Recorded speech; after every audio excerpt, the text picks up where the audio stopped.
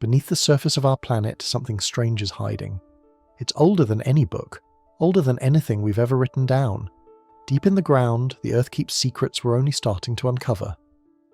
Imagine ancient cities long turned to dust, forests growing over places no one remembers, and rocks holding quiet clues from a forgotten time.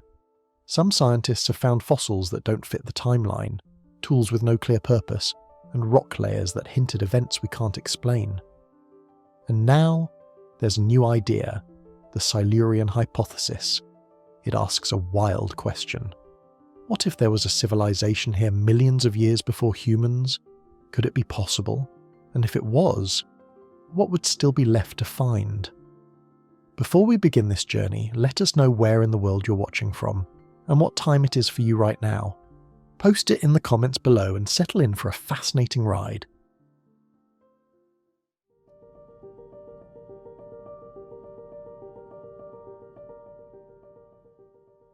For as long as humans have gazed at the stars, we have pondered our place in the universe. Are we alone? Is there other intelligent life out there? But a different, equally profound question often goes unasked. Are we alone here, on our own planet, in the long sweep of its history? This is the core of the big question. Could another advanced civilization have existed on Earth long before humans ever walked the planet? It is a thought that challenges our conventional understanding of history and our unique position in the story of life. Our current understanding of Earth's story places human civilization, as we recognize it today, as a very recent development. The first settled agricultural communities appeared perhaps 10,000 to 12,000 years ago. The development of large cities, complex societies, and industrial technology are even more recent. This entire span of human recorded history is a mere flicker when compared to the immense age of Earth itself, which scientists estimate to be approximately 4.54 billion years old. This vast, almost unimaginable timescale leaves immense stretches of time, hundreds of millions of years, during which conditions on Earth might have been suitable for the emergence of advanced life forms and even complex societies, long before our species, Homo sapiens, evolved. The idea of a pre-human civilization immediately raises many sub-questions. What would advanced civilization even mean in this context? We tend to define it by our own technological progress, buildings, tools, complex communication, and significant alteration of the environment. Would such a civilization necessarily be carbon-based? Would it have walked on two legs, or resembled us in any way? The possibilities are boundless. Perhaps they were an aquatic civilization, or insect-like, or even silicon-based. The crucial aspect for our investigation, however, is whether they reached a level of advancement that would leave behind some form of detectable technosignature, a sign of technology or industrial activity that could endure across geological time. The challenge of finding evidence for such a civilization is immense. Earth is a dynamic planet, constantly recycling its surface through processes like erosion, plate tectonics, and volcanism. Mountains rise and fall, continents drift, and ocean floors are subducted back into the mantle. Any physical structures, no matter how grand, would likely be ground into dust or swallowed by the Earth over tens of millions, let alone hundreds of millions of years. Imagine trying to find traces of ancient Roman cities if they were 100 million years old, not just 2,000. The task becomes almost impossible for direct artifacts. This leads us to consider what indirect signs might remain.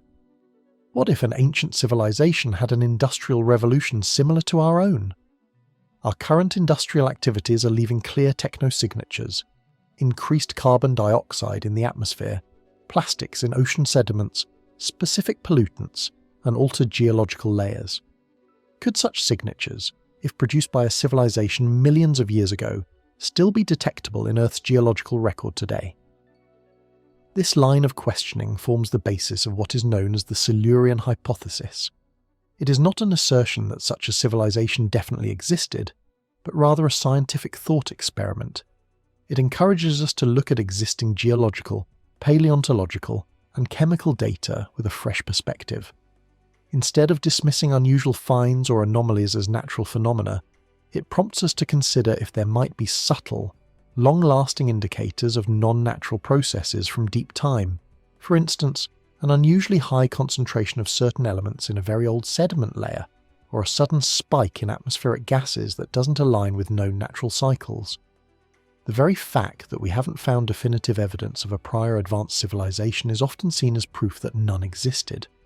However, the absence of evidence is not always evidence of absence, especially when dealing with timescales that dwarf human comprehension.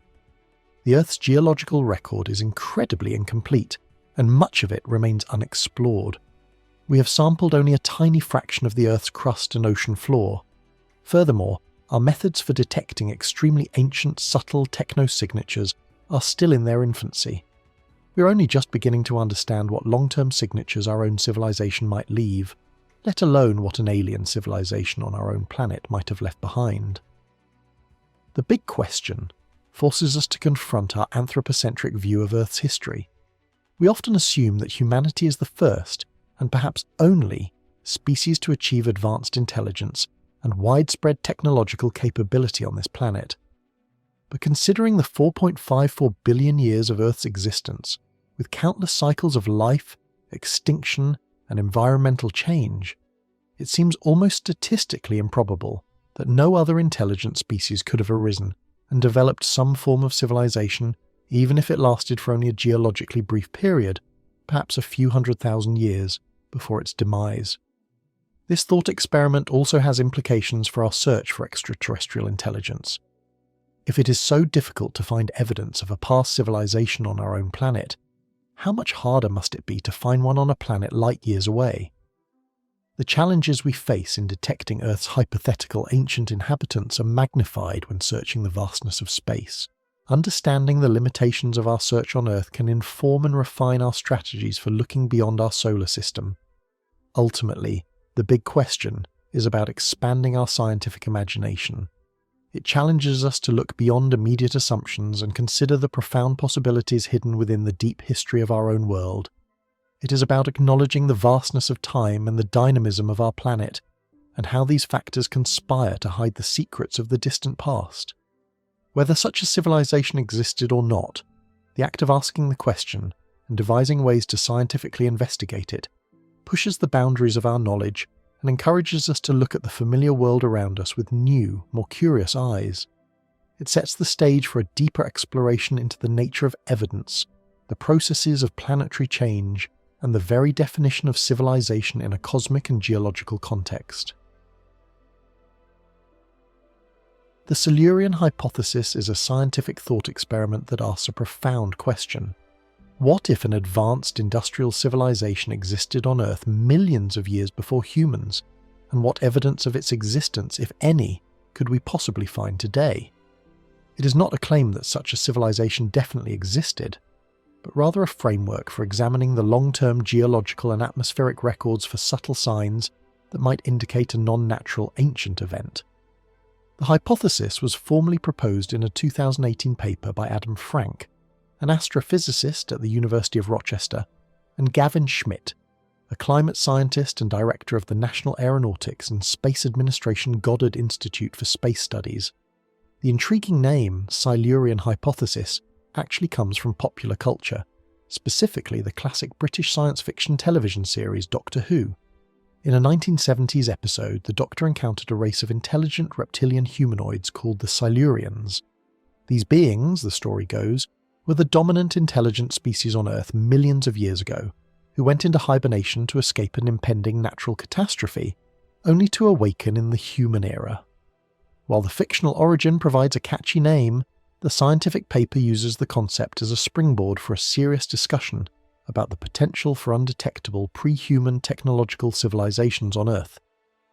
The name Silurian itself refers to a geological period from about 444 million to 419 million years ago, a time far too ancient for the kind of complex life forms we're discussing. The hypothesis, however, is not restricted to that specific period, but rather encompasses any potential pre-human epoch. The core of the Silurian hypothesis revolves around the idea of technosignatures. When we search for extraterrestrial intelligence, we look for technosignatures, signs of technology, on other planets. Frank and Schmidt turned this concept inward. asking what our own industrial civilization's technosignatures would look like in the geological record millions of years from now. By understanding what traces we are leaving behind, we can better hypothesize what a past civilization on Earth might have left. The key is industrial because it implies large-scale energy use and material processing, which would inevitably leave detectable marks on the planet. The paper identifies several types of potential technosignatures that an ancient industrial civilization might have produced, and which could theoretically survive for tens or hundreds of millions of years. First, atmospheric composition changes. Our current industrial civilization has dramatically increased carbon dioxide levels in the atmosphere, leading to global warming. An ancient industrial civilization would likely have done the same. While the atmosphere itself recycles, chemical signatures of past atmospheric conditions can be preserved in ice cores and sediment layers. For example, a sudden spike in carbon isotopes or nitrogen oxides that cannot be explained by natural volcanic activity or other geological processes might indicate ancient industrial emissions. Second, sedimentary anomalies. An industrial society uses and produces many synthetic materials and waste products. While direct physical objects like buildings or tools would almost certainly be destroyed by geological processes over millions of years, the chemical components of these materials might persist. This could include stable isotopes of elements, rare metals, or even long-lived synthetic compounds embedded in sediment layers. Even microplastics, a hallmark of our own era, could theoretically leave a subtle chemical trace millions of years later, though this is highly speculative given their degradation rates. Third, long-lived radioactive isotopes and waste. If an ancient civilization developed nuclear power or weapons, they would have produced radioactive waste. While many radioactive isotopes decay relatively quickly, some, like plutonium-244, have extremely long half-lives, 80 million years, and could still be detectable today, albeit in minute quantities. The presence of such isotopes in ancient geological strata, particularly in a context that cannot be explained by natural geological or astronomical events, would be a strong though difficult to verify indicator. Fourth, geological alterations. Large-scale mining, drilling, or terraforming efforts by an advanced civilization could leave scars on the Earth's crust. While erosion would eventually smooth over surface features, the underlying geological disturbances, such as tunnels or deep mine shafts, might leave persistent structural anomalies or mineralogical changes detectable through advanced geological surveys. However, these are the least likely to survive intact over immense timescales. The purpose of the Silurian hypothesis is not to provide immediate answers, or to claim that ancient aliens walk the Earth. Instead, it serves as a crucial lens through which to re-examine existing scientific data. Scientists regularly analyze ice cores that contain atmospheric data going back hundreds of thousands of years, and geological sediment cores that stretch back hundreds of millions of years. These records are typically interpreted through known natural processes like volcanism, asteroid impacts, and biological cycles. The hypothesis urges scientists to consider if any anomalies in these records, which currently lack a conventional explanation, could potentially point to an industrial event of non-natural origin. A key point highlighted by Frank and Schmidt is the concept of a bottleneck in the geological record. If a civilization lasted for only, say, 100,000 years, 50 times longer than our own industrial age, that is still a mere blip in 4.54 billion years of Earth's history. The chances of that brief period coinciding with a geological layer that is well preserved, accessible, and thoroughly studied are exceedingly small. Furthermore, such a civilization might not have existed during a period conducive to fossilization or preservation of technosignatures. The Earth's dynamic nature means that vast amounts of its past surface have been destroyed or recycled. To truly grasp the implications of a pre-human civilization, one must first comprehend the immense, almost unfathomable scale of Earth's history. Our planet is approximately 4.54 billion years old. This number, 4,540,000,000 years, is so vast that it dwarfs any human experience or historical record.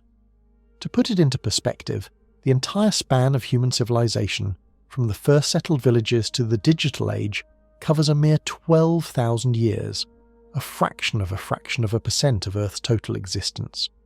This colossal span of time, known as deep time, is the canvas upon which Earth's long story unfolds, a story filled with dramatic changes, the rise and fall of countless life forms, and repeated transformations of the planet itself. Scientists divide Earth's history into vast time segments, much like chapters in an epic book, to help organize and understand its evolution. These primary divisions are called eons. The first eon is the Hadean eon, stretching from Earth's formation about 4.54 billion years ago to roughly 4 billion years ago. During this fiery period, Earth was a molten, inhospitable place, constantly bombarded by asteroids and comets. As it gradually cooled, the first oceans began to form from condensing water vapor. Life as we know it would have been impossible during most of this eon. Next came the Archean eon, from 4 billion to 2.5 billion years ago. This eon saw the stabilization of Earth's crust, the formation of continents, and crucially, the emergence of the very first life forms. These were simple, single-celled organisms, mostly bacteria and archaea, living in the oceans. Evidence of their existence comes from ancient stromatolites, layered structures built by microbial mats. The atmosphere during this time was very different from today's, lacking significant free oxygen. The Proterozoic eon followed, spanning a massive period from 2.5 billion to 541 million years ago. This was an eon of immense change. Photosynthesis, carried out by cyanobacteria, began to release large amounts of oxygen into the atmosphere, leading to the Great Oxidation Event. This event was actually a major environmental catastrophe for much of the anaerobic life existing at the time, but it paved the way for more complex life. Towards the end of the Proterozoic, the first multicelled organisms appeared, and large complex organisms like the Ediacaran biota emerged, though they were very different from modern animals. Even over this 2 billion year span, conditions for a technological civilization were likely not present. Finally, we arrive at the Phanerozoic eon, which began 541 million years ago and continues to the present day. This is the eon of visible life, characterized by the rapid diversification of complex multicellular organisms with hard parts, leading to an abundant fossil record. This eon is further divided into 3 eras. The Paleozoic era, 541 million to 252 million years ago, began with the Cambrian explosion, an astonishing burst of evolutionary innovation where most major animal groups appeared in a relatively short geological time.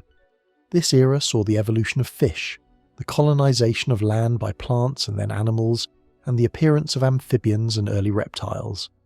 It ended with the Permian Triassic extinction event, the largest mass extinction in Earth's history, wiping out over 90% of marine species and 70% of terrestrial vertebrate species. The Mesozoic era, 252 million to 66 million years ago, is famously known as the Age of Dinosaurs. This era includes the Triassic, Jurassic and Cretaceous periods. Mammals also evolved during this time, though they remained small and overshadowed by the dominant reptiles. It concluded with the Cretaceous Paleogene (KPG) extinction event, caused by a large asteroid impact, which led to the demise of the non-avian dinosaurs and opened up ecological niches for mammals. This era, particularly the late Cretaceous, around 70 to 80 million years ago, is often cited as a hypothetical window for the kind of ancient civilization considered by the Silurian Hypothesis, as it represents a period of diverse, complex life before the rise of mammals to dominance. The Cenozoic era, 66 million years ago to the present, is the age of mammals. Following the KPE extinction, mammals diversified and grew in size, filling the ecological roles left vacant by the dinosaurs. This era has seen the evolution of primates, the development of grasslands, ice ages, and ultimately, the emergence of our own species. Homo sapiens appeared only about 300,000 years ago, and our earliest ancestors of the genus Homo date back about 2.8 million years. The Industrial Age, which began a mere few hundred years ago, is an almost immeasurable point at the very end of this vast timeline. The profound implication of the Earth's long story is the sheer amount of time available for anything to happen. If a civilization existed for even a few 100,000 years, 50 to 100 times longer than our industrial era, that period would still be a tiny blip on the 4.54 billion year geological clock. The Earth's dynamic nature means that direct evidence of such a civilization would be incredibly difficult to find. Geological processes continuously recycle the planet's surface. Ocean crust is constantly created at mid-ocean ridges and then subducted back into the mantle, meaning no ocean floor today is older than about 200 million years. Continents are eroded by wind and water, and their sediments are deposited elsewhere or carried to the sea. Rocks are subjected to heat and pressure, transforming them. What was once on the surface might be buried miles deep, or melted and reformed. This relentless geological activity acts as a grand eraser, obliterating most traces of past events, especially those that are not robust biological fossils or widespread geological formations. Understanding Earth's long story is crucial because it provides the context for the Silurian Hypothesis. It shows that there has been ample time, many hundreds of millions of years, for multiple cycles of complex life to emerge, evolve, and potentially reach advanced stages.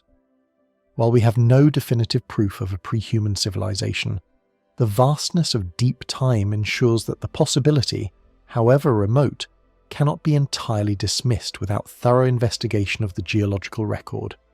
It prompts us to consider that our brief moment of technological prominence might not be unique in the incredibly long and eventful history of our own planet.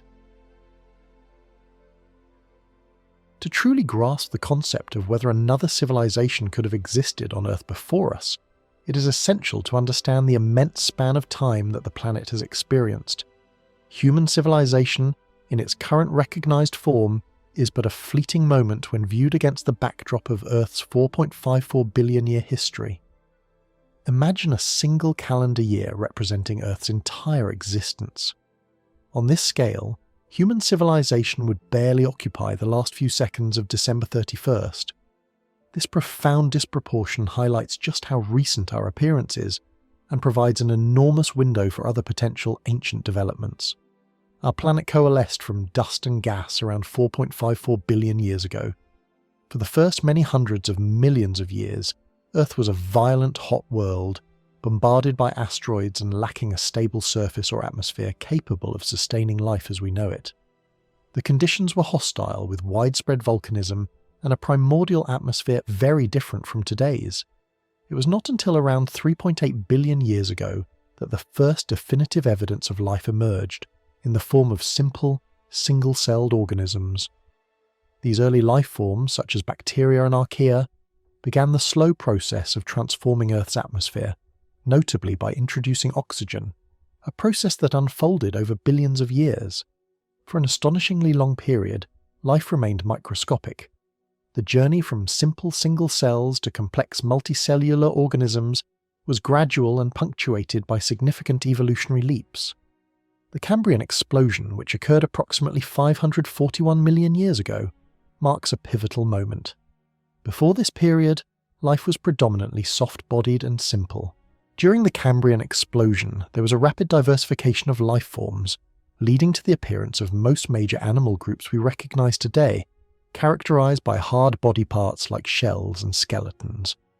This event signifies the dawn of complex visible life that could leave a more substantial fossil record.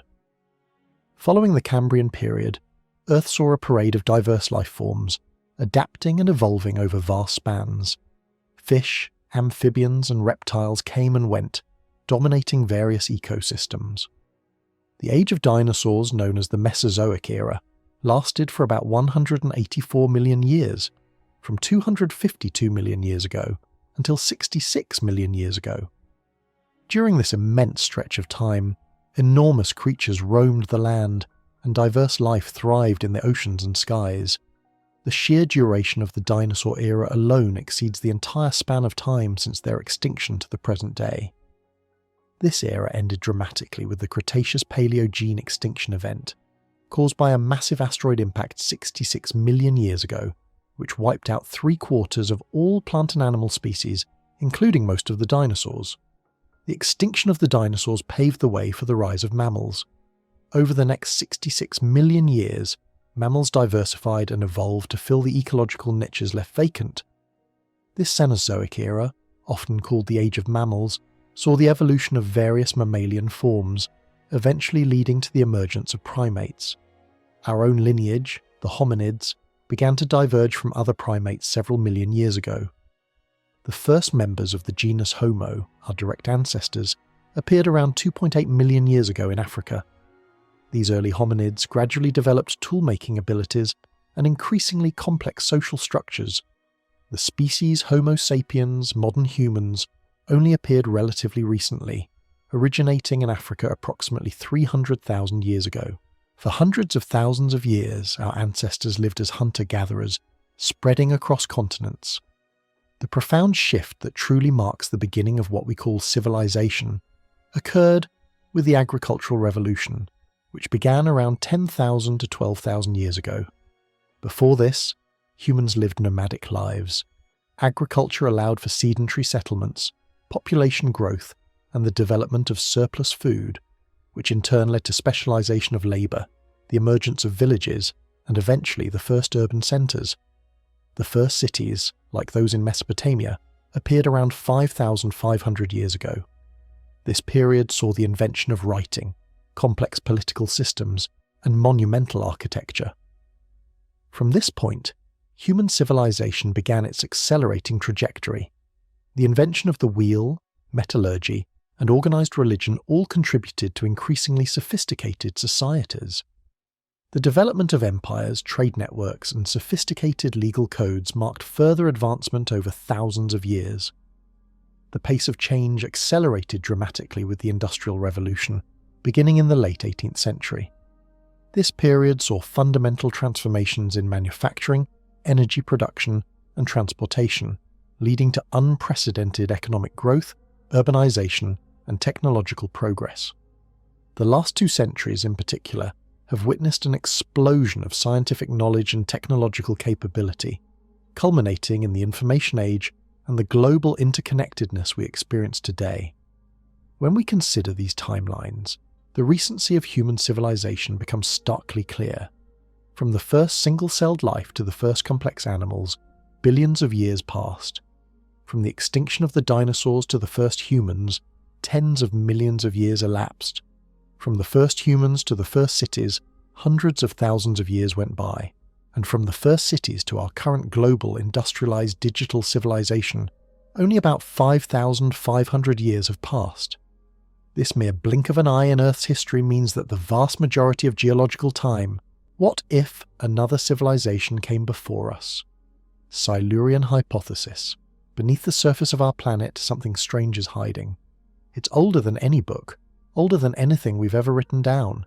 Deep in the ground, the Earth keeps secrets we're only starting to uncover.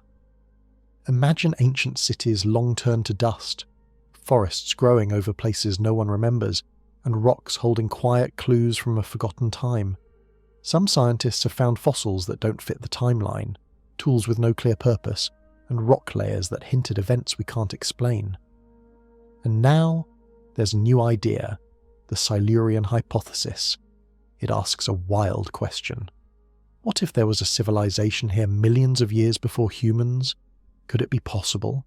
And if it was, what would still be left to find? Before we begin this journey, let us know where in the world you're watching from, and what time it is for you right now. Post it in the comments below and settle in for a fascinating ride. For as long as humans have gazed at the stars, we have pondered our place in the universe. Are we alone? Is there other intelligent life out there? But a different, equally profound question often goes unasked. Are we alone here, on our own planet, in the long sweep of its history? This is the core of the big question. Could another advanced civilization have existed on Earth long before humans ever walked the planet? It is a thought that challenges our conventional understanding of history and our unique position in the story of life. Our current understanding of Earth's story places human civilization, as we recognize it today, as a very recent development. The first settled agricultural communities appeared perhaps 10,000 to 12,000 years ago.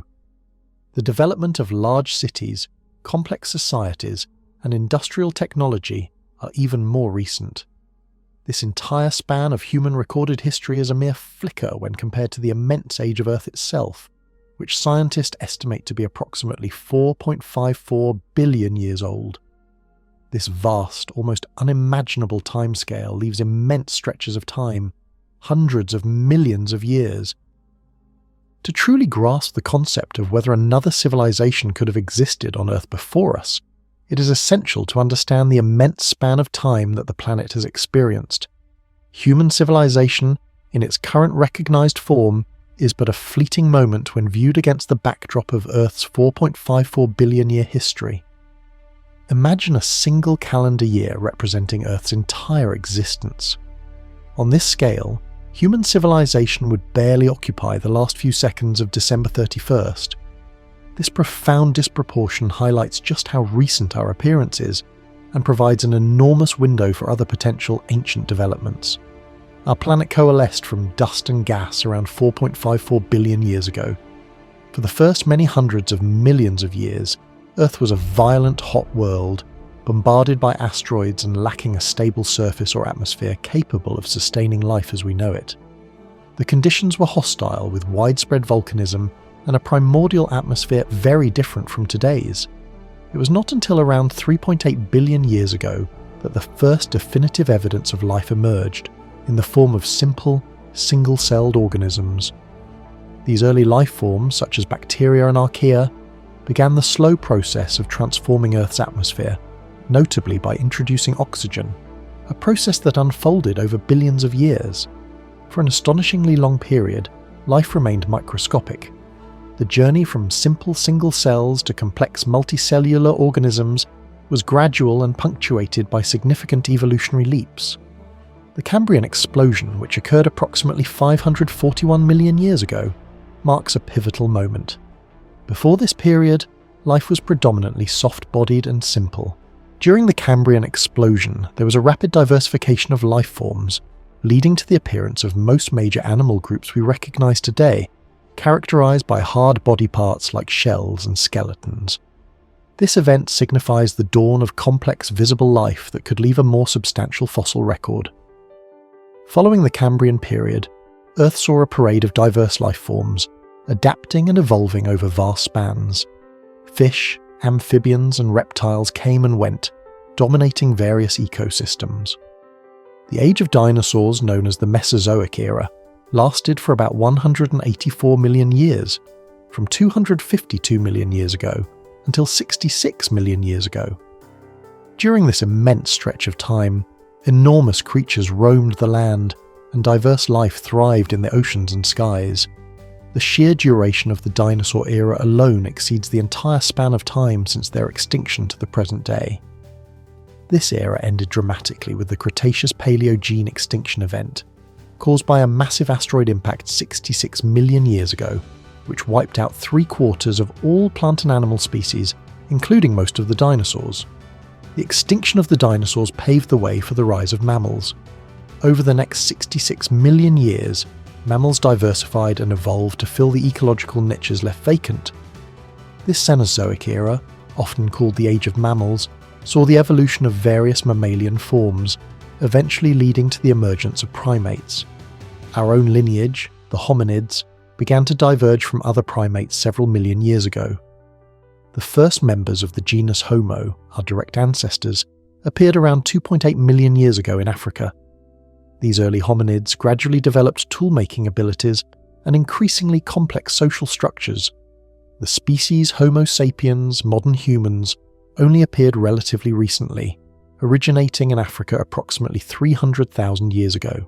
For hundreds of thousands of years, our ancestors lived as hunter-gatherers, spreading across continents. The profound shift that truly marks the beginning of what we call civilization occurred with the agricultural revolution, which began around 10,000 to 12,000 years ago. Before this, humans lived nomadic lives.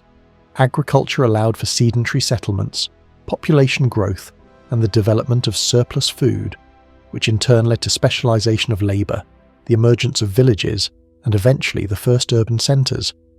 The first cities, like those in Mesopotamia, appeared around 5,500 years ago. This period saw the invention of writing, complex political systems, and monumental architecture. From this point, human civilization began its accelerating trajectory. The invention of the wheel, metallurgy, and organized religion all contributed to increasingly sophisticated societies. The development of empires, trade networks, and sophisticated legal codes marked further advancement over thousands of years. The pace of change accelerated dramatically with the Industrial Revolution, beginning in the late 18th century. This period saw fundamental transformations in manufacturing, energy production, and transportation, leading to unprecedented economic growth, urbanization, and technological progress. The last 2 centuries in particular have witnessed an explosion of scientific knowledge and technological capability, culminating in the information age and the global interconnectedness we experience today. When we consider these timelines, the recency of human civilization becomes starkly clear. From the first single-celled life to the first complex animals, billions of years passed. From the extinction of the dinosaurs to the first humans, tens of millions of years elapsed. From the first humans to the first cities, hundreds of thousands of years went by. And from the first cities to our current global industrialized digital civilization, only about 5,500 years have passed. This mere blink of an eye in Earth's history means that the vast majority of geological time, billions of years, occurred before anything remotely resembling human civilization existed. This immense empty canvas of time is precisely what fuels the question of whether another intelligent technological civilization could have risen and fallen, leaving little to no detectable trace, long before our species even came into being. Every form of life, from the simplest bacterium to the most complex civilization, leaves behind evidence of its existence. These marks are imprints on the environment, ranging from subtle chemical alterations to grand physical structures. Understanding these various ways life leaves its signature is crucial when considering the possibility of a past civilization on Earth, as it helps us identify what sorts of traces might persist over geological timescales. At the most basic biological level, life leaves marks through its physical remains, or fossils. When an organism dies, its hard parts like bones, teeth, shells, or wood can be preserved under specific conditions, turning into rock over millions of years. Even soft tissues can sometimes leave impressions or chemical residues.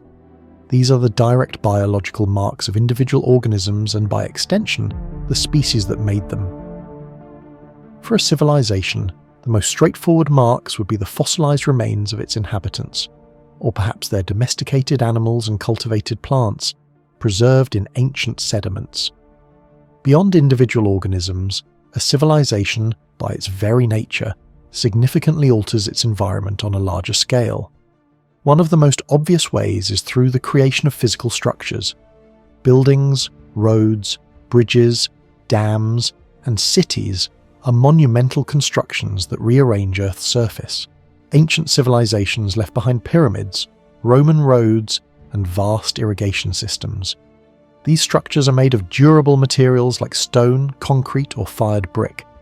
If a civilization existed millions of years ago, its large-scale architecture, quarries, or engineered landscapes might, hypothetically, be preserved as distinct geological anomalies or rearranged rock formations.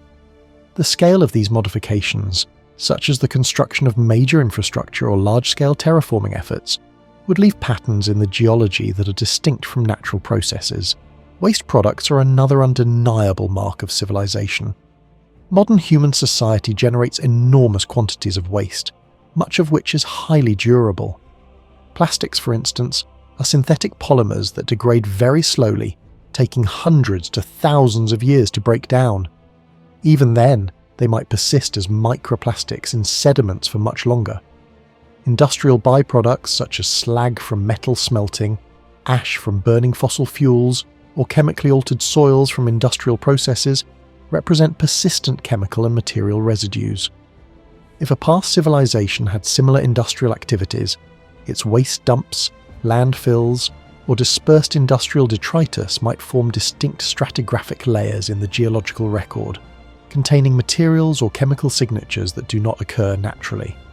Furthermore, the very act of extracting resources leaves indelible marks.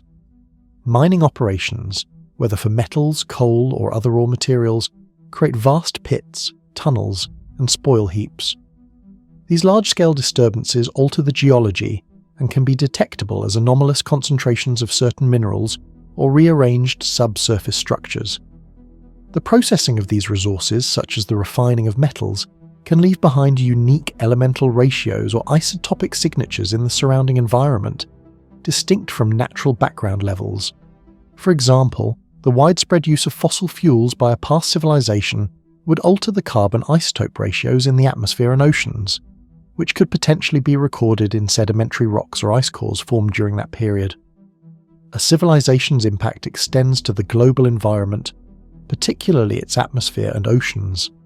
The burning of fossil fuels or large-scale industrial processes release gases like carbon dioxide, methane, and other pollutants into the atmosphere.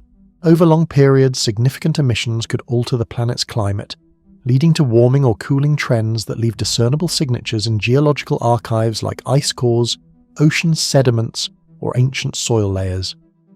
A past civilization might also have released specific industrial chemicals or radioactive isotopes that would persist in the environment for exceptionally long durations, acting as persistent chemical markers. Beyond direct physical and chemical traces, civilization can leave trace fossils of activity. These are not the remains of organisms themselves, but evidence of their behavior. Human footprints, tool marks on stone, or carved symbols in rock are examples of such traces. While individual marks might be lost, widespread patterns of activity, such as extensive agricultural terraces, artificial channels for water management, or even large areas of deforestation followed by specific types of reforestation, could be reflected in soil composition, erosion patterns, or pollen records over long periods. Even the distinctive patterns of settlement, like straight lines or geometric arrangements, might be detectable in ancient geological formations if conditions for preservation were ideal.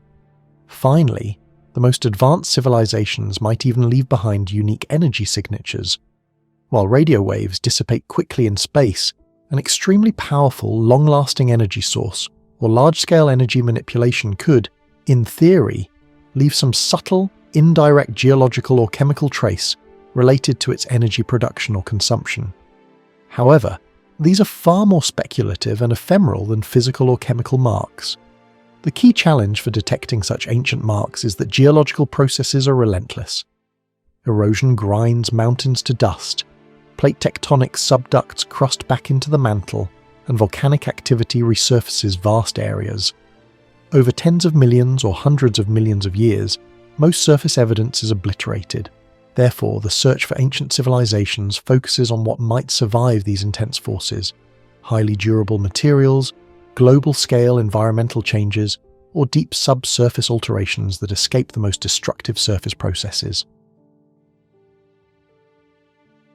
When considering whether an ancient civilization might have existed on Earth, it becomes critical to distinguish between the natural marks left by geological and biological processes and the potential technosignatures that would indicate the presence of technology and intelligent activity. The challenge lies in the fact that natural processes can, at times, create patterns or structures that might initially seem anomalous. Therefore, identifying a technosignature requires looking for evidence that cannot be explained by any known natural phenomenon and that points specifically to intelligent design or industrial activity. Natural geological traces are ubiquitous and form the bedrock of our understanding of Earth's deep history. The most fundamental is stratigraphy, the layering of rocks over millions of years. Each layer, or stratum, represents a period of deposition, containing clues about ancient environments, climates, and life forms. Sedimentation, the process by which particles settle out of water or air, naturally creates distinct layers. Volcanic eruptions leave behind layers of ash and lava. Erosion carves out canyons and shapes landscapes. Over vast timescales, these processes create immense geological features, such as mountain ranges, fossilized ancient seabeds, and widespread igneous or metamorphic rock formations. These natural marks are the background noise against which any potential technosignatures must stand out. Fossils, while indicating life, are generally considered natural biological traces. They include the preserved remains of plants and animals, ranging from microscopic bacteria to enormous dinosaur skeletons. These fossils tell us about the evolution of life, the types of organisms that existed, and their environments. However, a fossil of a tree or a dinosaur, while an old mark, is not a technosignature. It is a natural biological mark. The distinction becomes crucial when we consider the remains of intelligent life. A fossilized human skeleton is a biological mark, but a fossilized tool found alongside it might be considered a technosignature. Technosignatures, in contrast, are patterns or substances that definitively point to technology or organized, large-scale intelligent intervention. One potential category of technosignatures involves direct physical artifacts. These would be the remains of buildings, tools, machinery, or other manufactured objects. However, the preservation of such items over tens or hundreds of millions of years is extremely challenging. Geological forces like erosion, subduction, where one tectonic plate slides under another, returning material to the Earth's mantle, and metamorphism, where rocks are transformed by heat and pressure, would likely destroy or dramatically alter most artificial structures. For anything to survive, it would need to be made of exceptionally durable materials and become rapidly buried and protected from these forces, perhaps through rapid sedimentation or burial in stable, non-tectonically active regions. More likely, a civilization might leave behind anthropogenic sedimentary layers. These would be distinct geological strata formed not by natural deposition, but by widespread human or alien activity.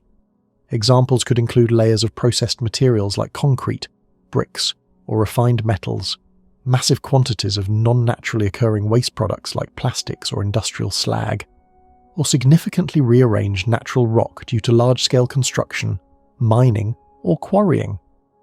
Such layers would appear out of place within the natural geological sequence, exhibiting compositions, textures, or structures inconsistent with natural formation processes.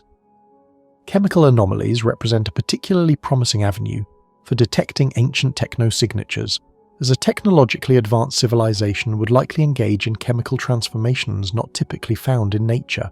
One such indicator could be unusual elemental concentrations, where extensive mining and processing of specific elements, such as copper, iron, or rare earth metals, would result in localized or widespread anomalies within geological layers. A strikingly high concentration of a metal in an ancient stratum without a natural explanation could serve as a clue. Additionally, altered isotopic ratios may point to industrial activity, especially if nuclear processes like fission or fusion were involved, leaving behind distinctive isotopic signatures of elements like uranium and plutonium. Even non-nuclear industries could subtly shift isotopic balances. Lastly, the presence of synthetic compounds such as plastics, persistent organic pollutants, or unique alloys offers another line of evidence. While many degrade over time, some are remarkably stable and could survive for millions of years in protected environments like deep-sea sediments or polar ice. Atmospheric and climate alterations also constitute potential technosignatures. A civilization engaging in large-scale burning of fossil fuels or industrial processes would significantly alter the composition of Earth's atmosphere, particularly levels of greenhouse gases like carbon dioxide and methane. These changes could be recorded in ice cores, ocean sediments, or ancient soil layers. While natural climate cycles cause fluctuations, a prolonged, intense, and distinct perturbation in these gas levels, combined with other chemical evidence, might hint at non-natural causes.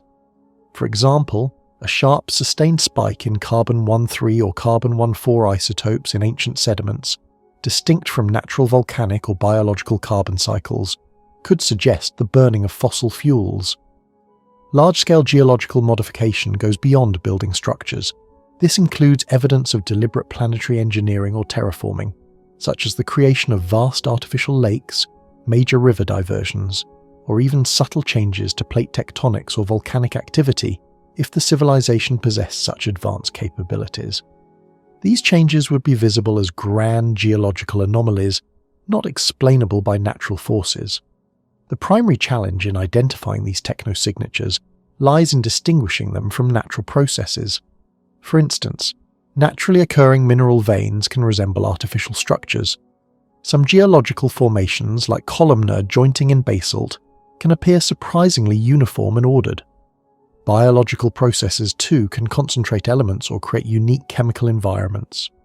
The key is to look for patterns that are highly improbable or impossible under natural conditions, and that exhibit characteristics of intelligent design, industrial scale, or specific non-natural chemical reactions. This often requires multiple lines of evidence converging on the same conclusion, ruling out all natural explanations before even tentatively considering an ancient civilization. The quest to find traces of a civilization millions of years old on Earth faces immense challenges, primarily due to the relentless and powerful natural processes that constantly reshape our planet. Unlike archaeological digs that uncover evidence from thousands of years ago, searching for signs from tens or hundreds of millions of years in the past requires understanding how Earth's dynamic systems erase or bury evidence over vast geological timescales. The forces of erosion, weathering, and plate tectonics are particularly effective at obliterating surface features and even deep-seated anomalies. Erosion is a primary destroyer of surface evidence. Wind, water, and ice constantly wear down mountains, transport sediment, and scour landscapes. A city built of stone or metal, if left exposed for millions of years, would be slowly but surely ground into dust and washed away. Rivers carry sediment to the oceans, glaciers carve valleys, and winds abrade rock surfaces.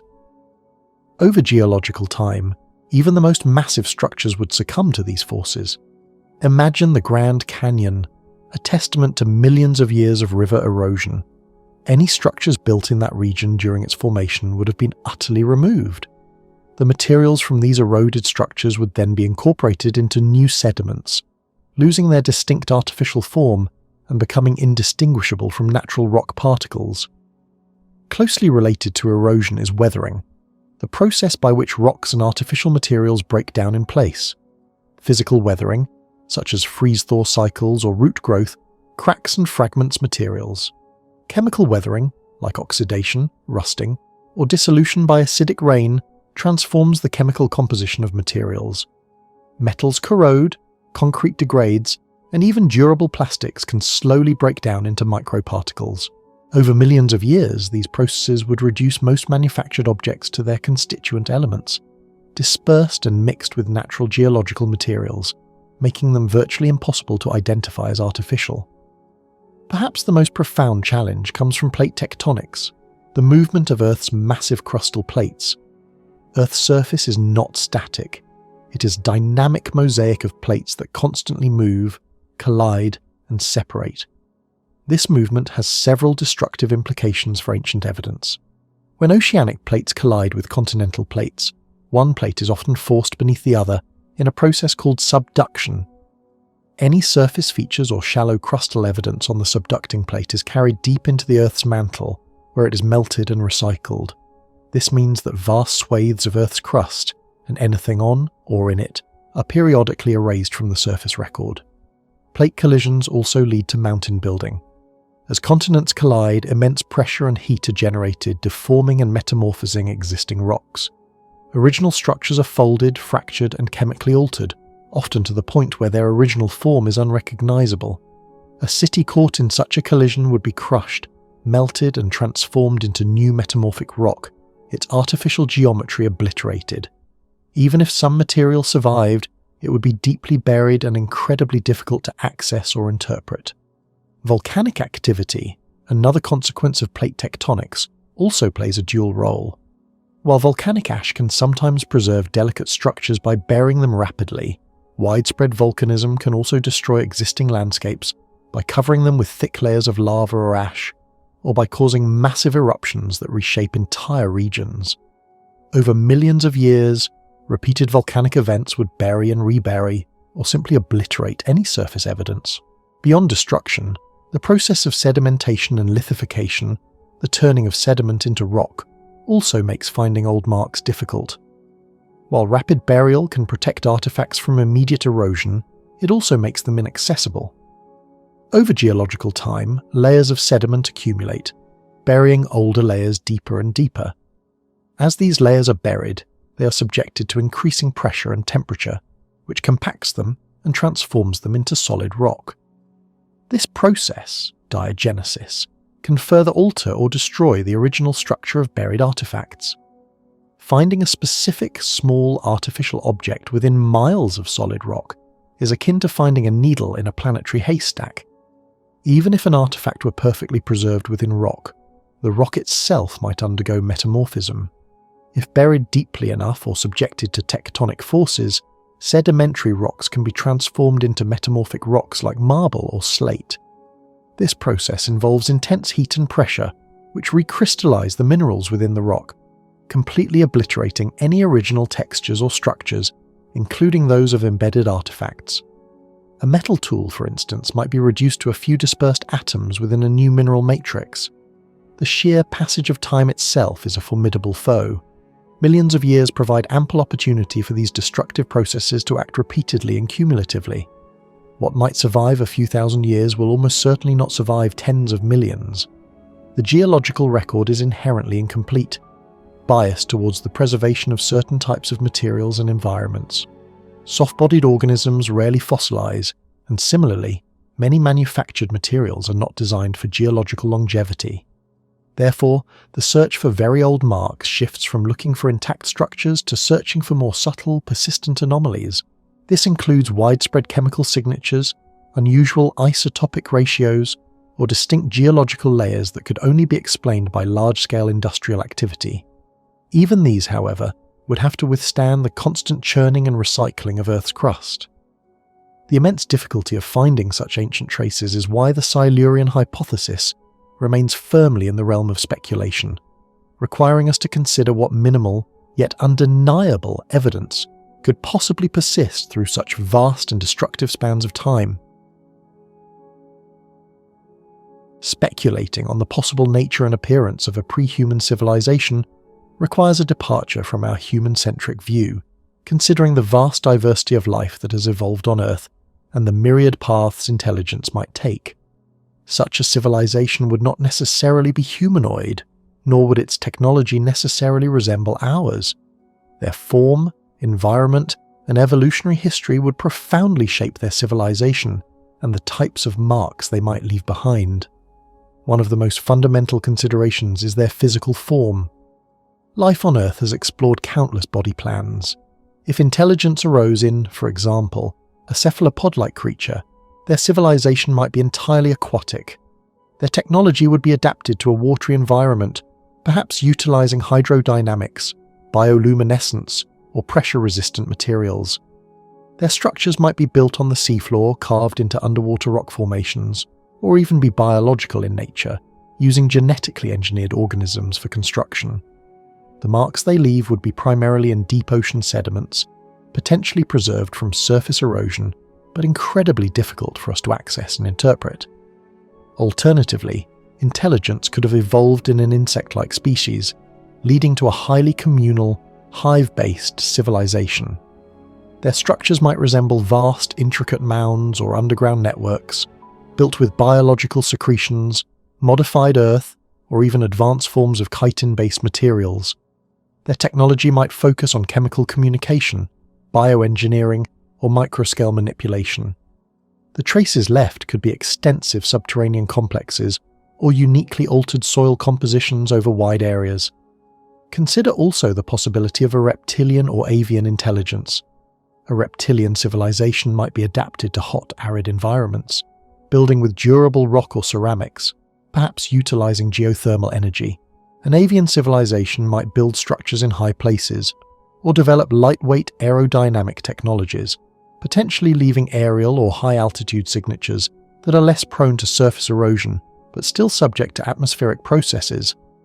Their impact on the planet might be less about heavy industry, and more about atmospheric manipulation or resource extraction from specific elevated locations.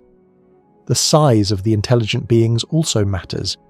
If they were microscopic, their civilization might be a vast network of engineered microorganisms, altering the planet on a cellular or molecular level, leaving only subtle chemical or genetic traces.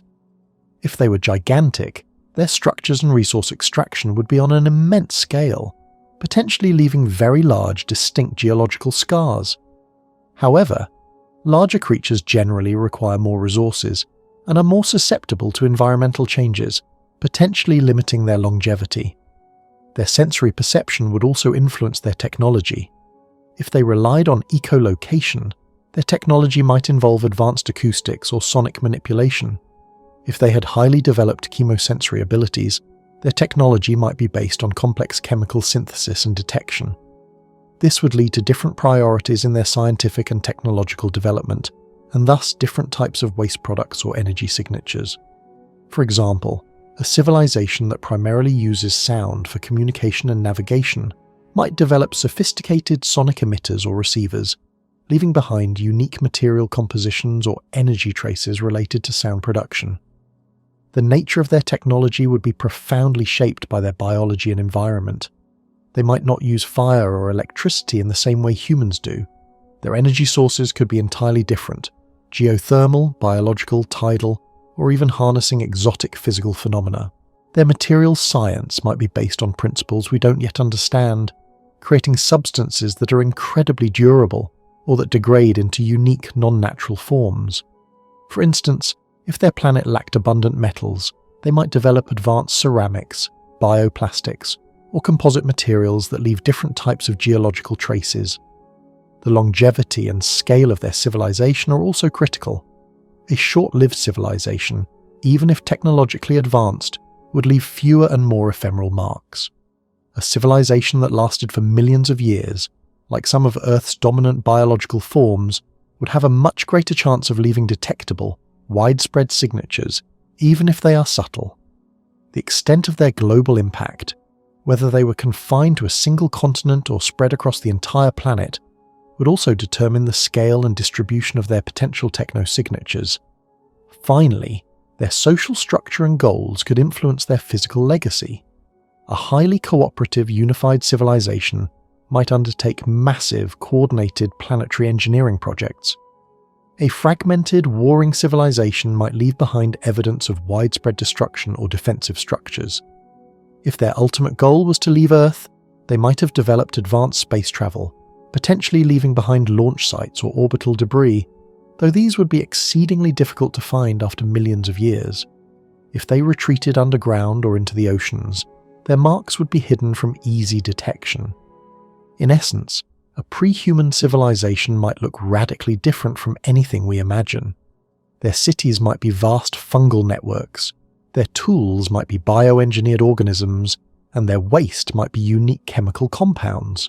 The challenge for us is to broaden our search beyond human-like expectations and consider the full spectrum of possibilities that Earth's long evolutionary history might have produced, looking for anomalies that defy natural explanation, regardless of their form. To understand the vastness of Earth's history before the emergence of Homo sapiens, it is essential to briefly review the dominant life forms and major geological eras that preceded us.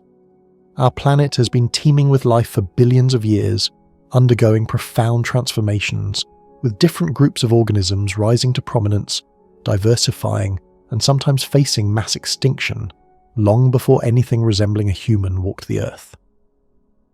The earliest and longest chapter of Earth's biological history is the Precambrian Eon, which spans from Earth's formation about 4.54 billion years ago until the start of the Cambrian period, approximately 541 million years ago. For the first 2 billion years or so, Earth's surface was likely too hot and unstable for life.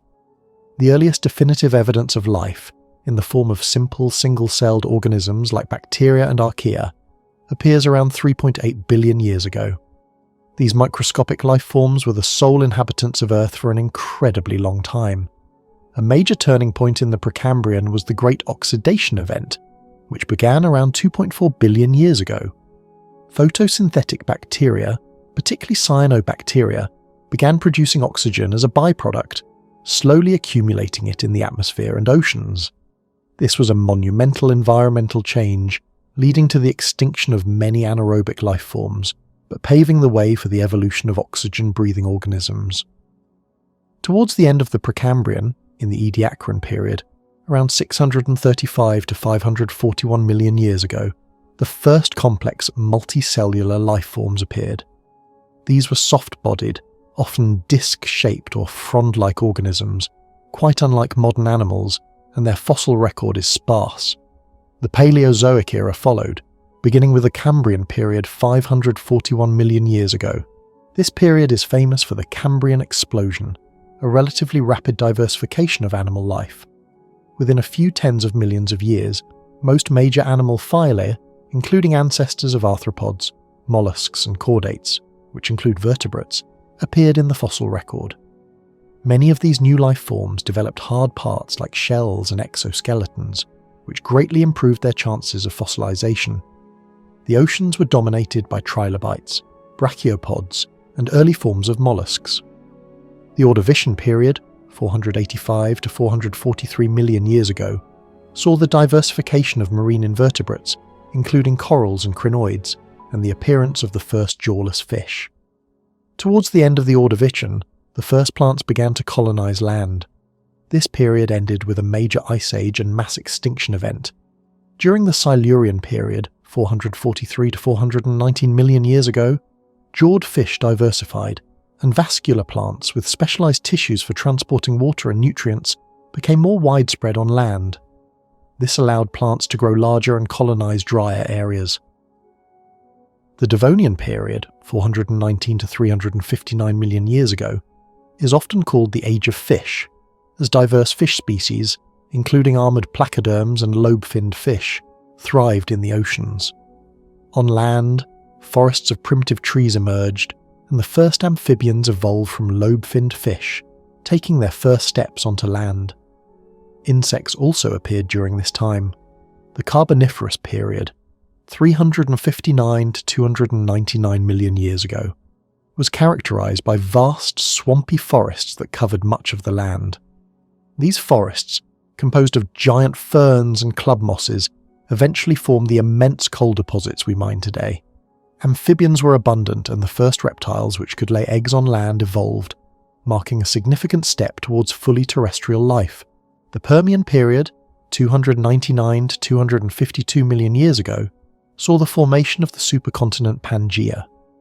Reptiles diversified and became the dominant land animals, including early mammal-like reptiles.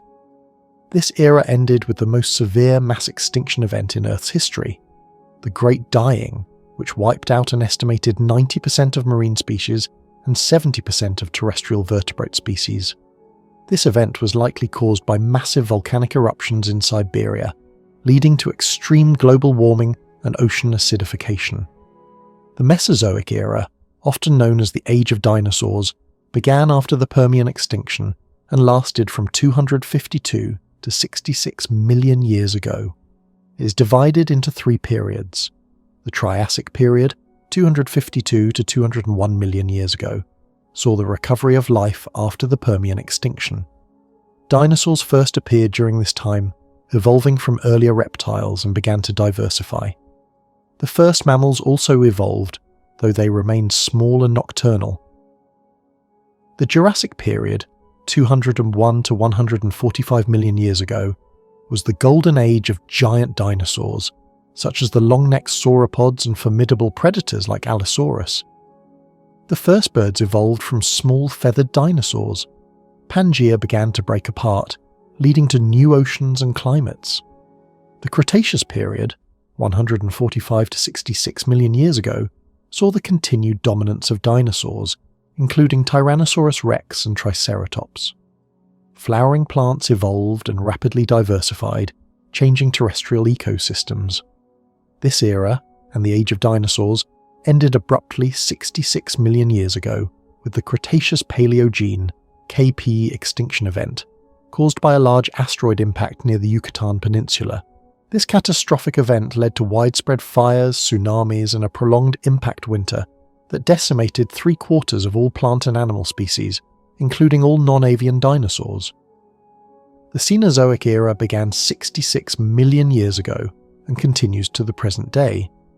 This is often called the Age of Mammals because with the ecological niches left vacant by the dinosaurs, mammals rapidly diversified and evolved into a vast array of forms, including large herbivores, carnivores, and marine mammals like whales.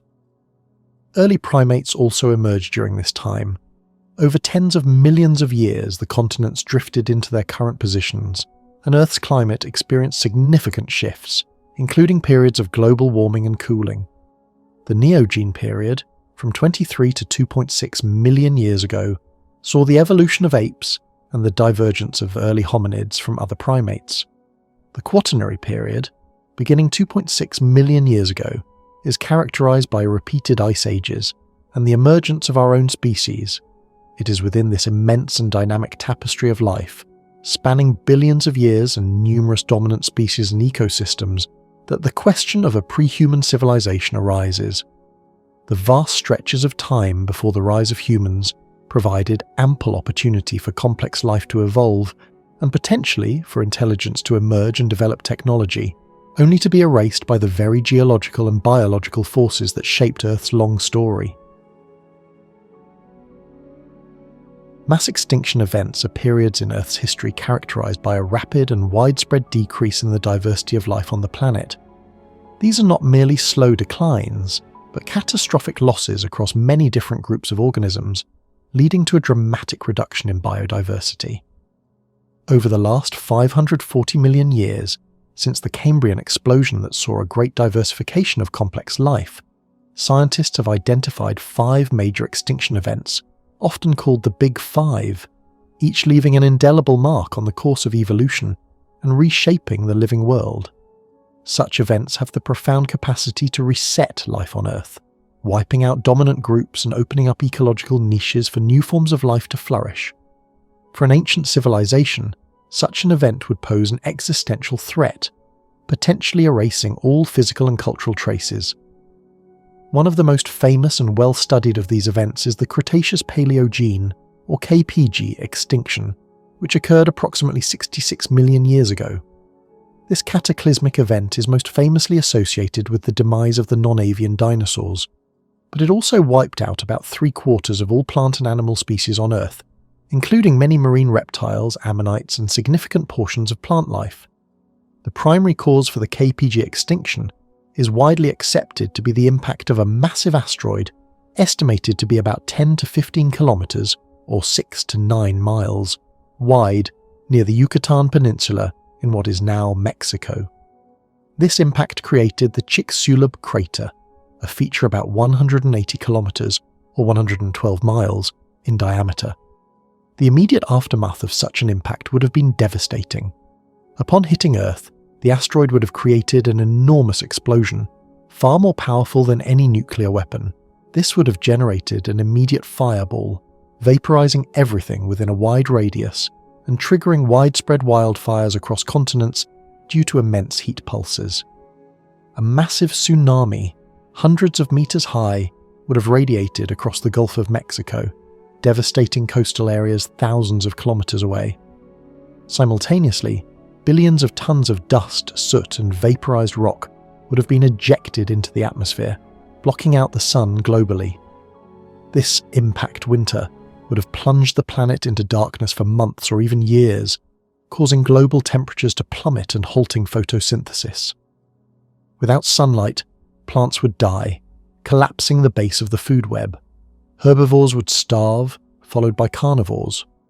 Beyond the immediate impact, longer-term effects would have continued the devastation. Sulfates released from the vaporized rock would have caused severe acid rain, acidifying oceans and destroying terrestrial vegetation. The massive amount of carbon dioxide released by the impact, along with subsequent volcanism, could have eventually led to global warming after the initial cooling period, further stressing surviving ecosystems. While the asteroid impact is the leading theory, some scientists suggest that prolonged volcanic activity in the Deccan Traps in India, which released massive amounts of greenhouse gases and aerosols, also contributed to the environmental stress leading up to or during the KPG extinction. Regardless of the exact interplay of factors, the result was a planet undergoing a profound and rapid environmental collapse. The KPG extinction demonstrates a powerful reset mechanism. The dominant terrestrial life forms for 184 million years, the large dinosaurs, were largely annihilated. Species that could survive in darkness, cold, and with limited food sources such as small burrowing mammals, birds, and some reptiles were more likely to persist. The vacuum left by the dinosaurs allowed for the rapid diversification and ascendancy of mammals, which had previously been relegated to smaller, more nocturnal niches.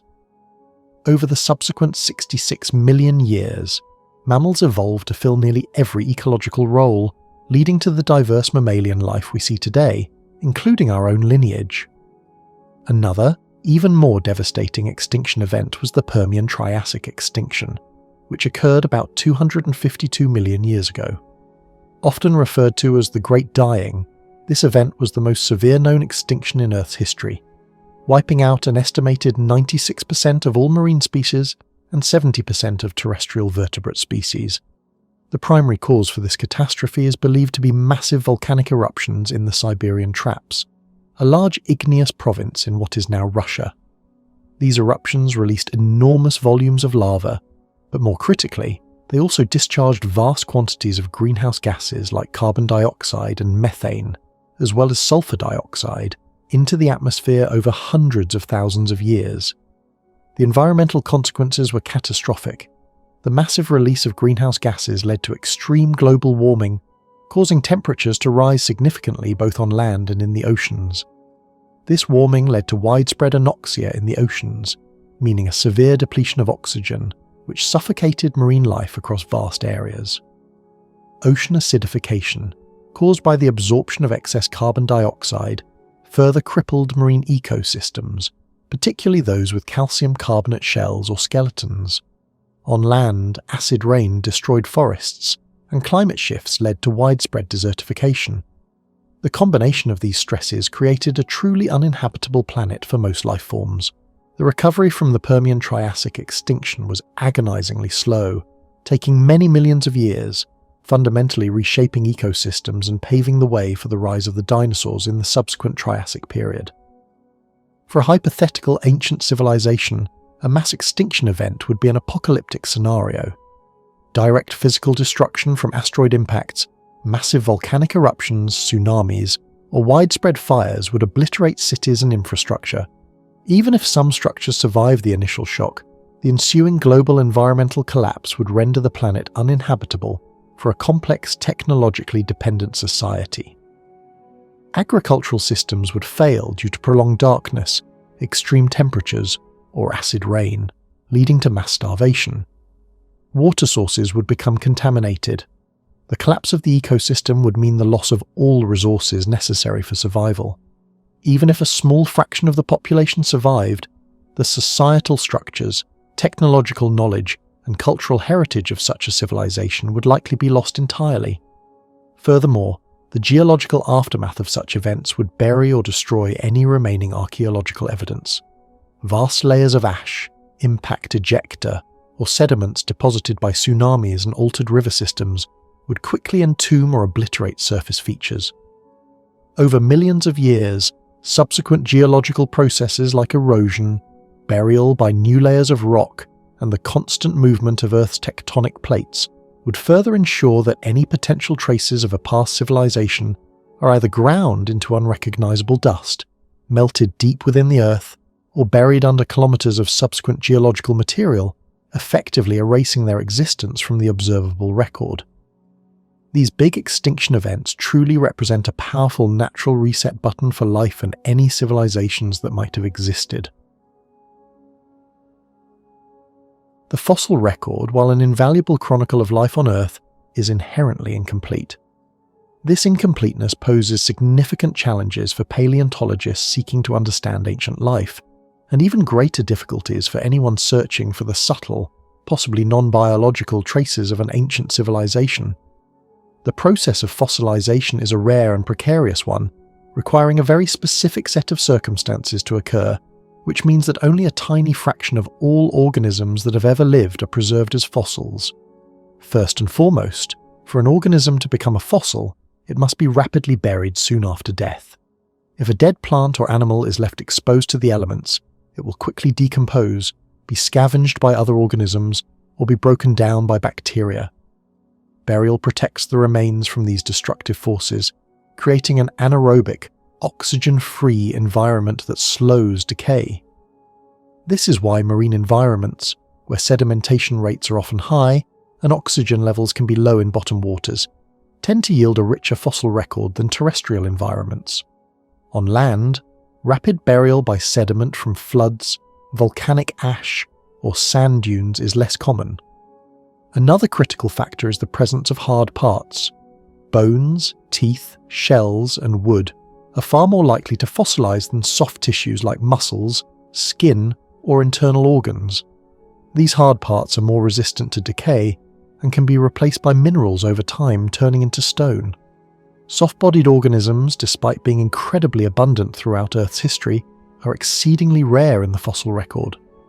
Exceptional fossil sites, like the Burgess Shale in Canada or the Ediacaran Biota in Australia, provide glimpses into soft-bodied life, but these are rare exceptions caused by extraordinary preservation conditions.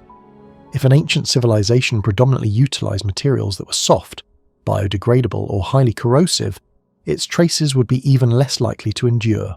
Even if an organism or an object is successfully fossilized, it must then survive the relentless march of geological time. The Earth's crust is dynamic, constantly being shaped by forces that can destroy or conceal fossils. Erosion, caused by wind, water, and ice, can wear away rock layers, exposing fossils to the elements where they can disintegrate. Conversely, continued sedimentation can bury fossils deeper and deeper, making them inaccessible for millions of years.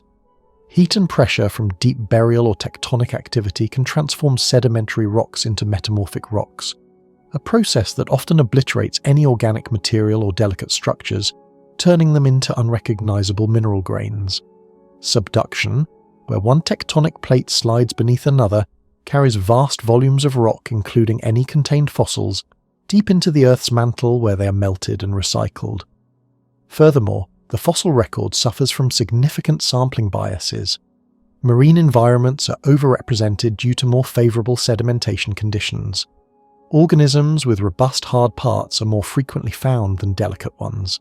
Certain geological periods or environments that were particularly conducive to fossilization might appear to have had a greater diversity of life, simply because their record is better preserved. This means that vast swathes of Earth's ancient biodiversity remain completely unknown to us because the conditions for their preservation were never met, or their fossils have long since been destroyed.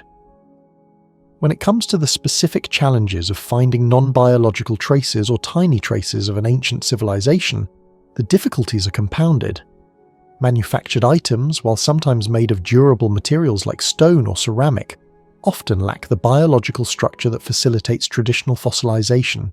Metals corrode, plastics degrade, though slowly, and complex machinery might simply crumble into unrecognizable fragments over geological timescales. To be preserved, such items would need extremely rapid and gentle burial in a stable environment. Consider the challenge of microtraces. Even tiny biological fossils, known as microfossils, require specialized techniques to find and identify. These include pollen grains, spores, and microscopic organisms.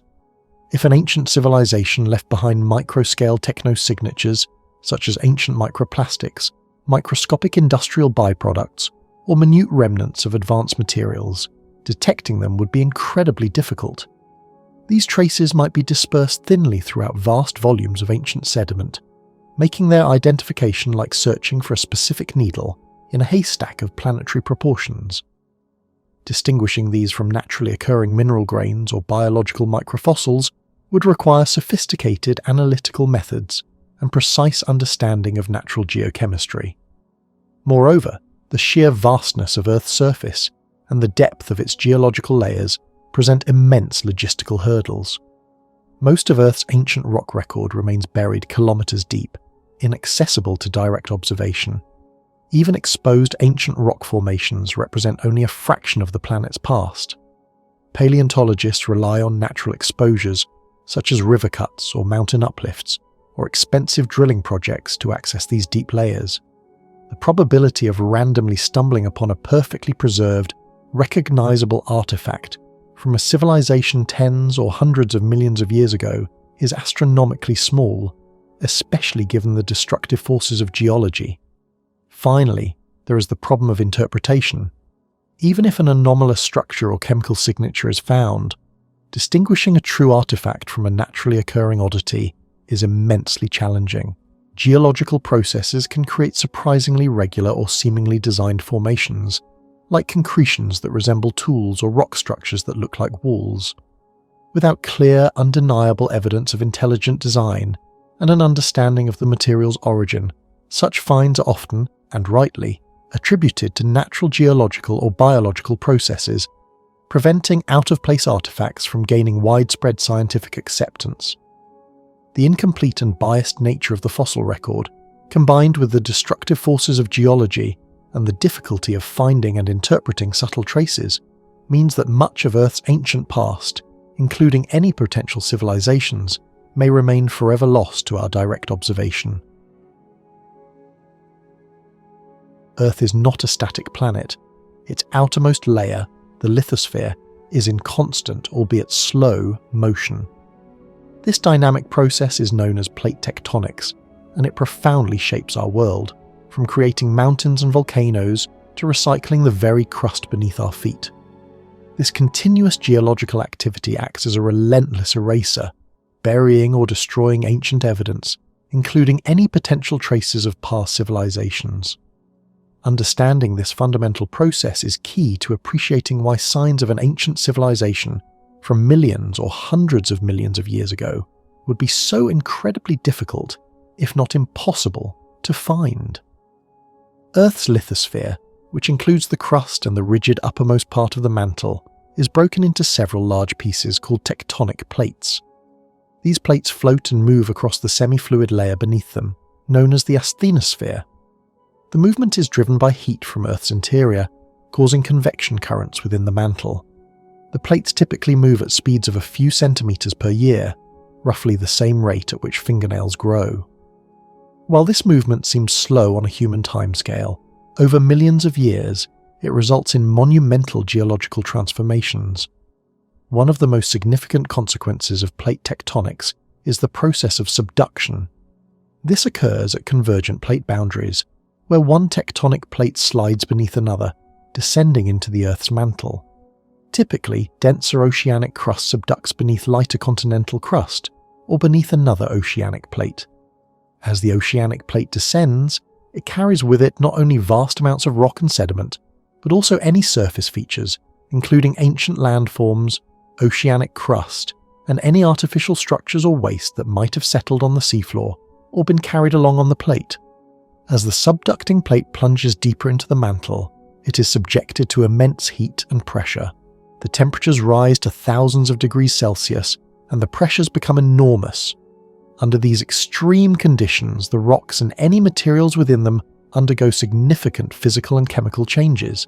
They can melt, forming magma that may rise to create volcanoes on the overriding plate, or they can be metamorphosed, transformed into entirely new rock types. In either case, the original structures, compositions, and organization of any ancient artifacts or industrial waste would be completely obliterated, homogenized, and integrated into the Earth's deeper geological cycles. This continuous subduction means that oceanic crust is relatively young. Very little of it is older than 200 million years because older crust is constantly being recycled. Any trace of a civilization that resided on or near oceanic plates millions of years ago would have long since been carried down into the Earth's interior. Another type of plate boundary is a continental collision zone, where two continental plates, both relatively buoyant, collide. Instead of one subducting, they buckle, fold, and thrust against each other, creating massive mountain ranges like the Himalayas. In these zones, rocks are subjected to incredible compressional forces, intense heat, and deep burial.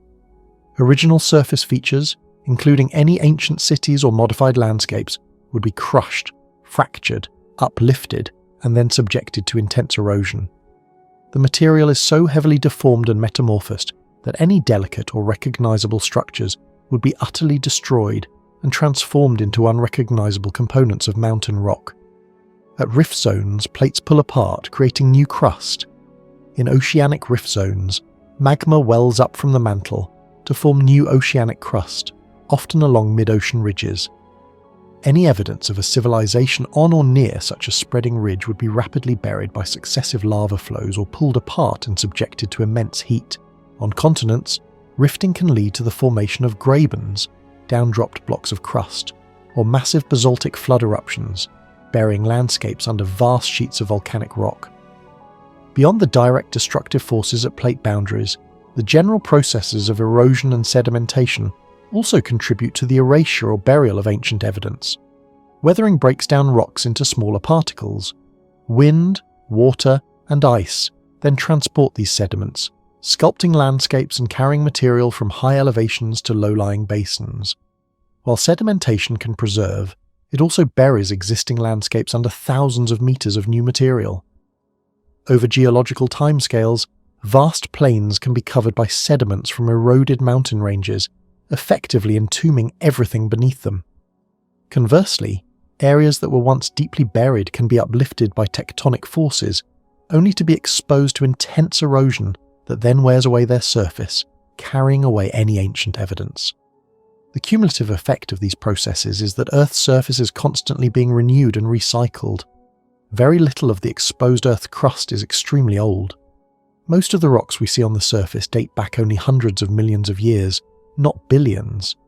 The oldest surviving rocks are found in stable areas called cratons, which are ancient, relatively undeformed parts of continental crust.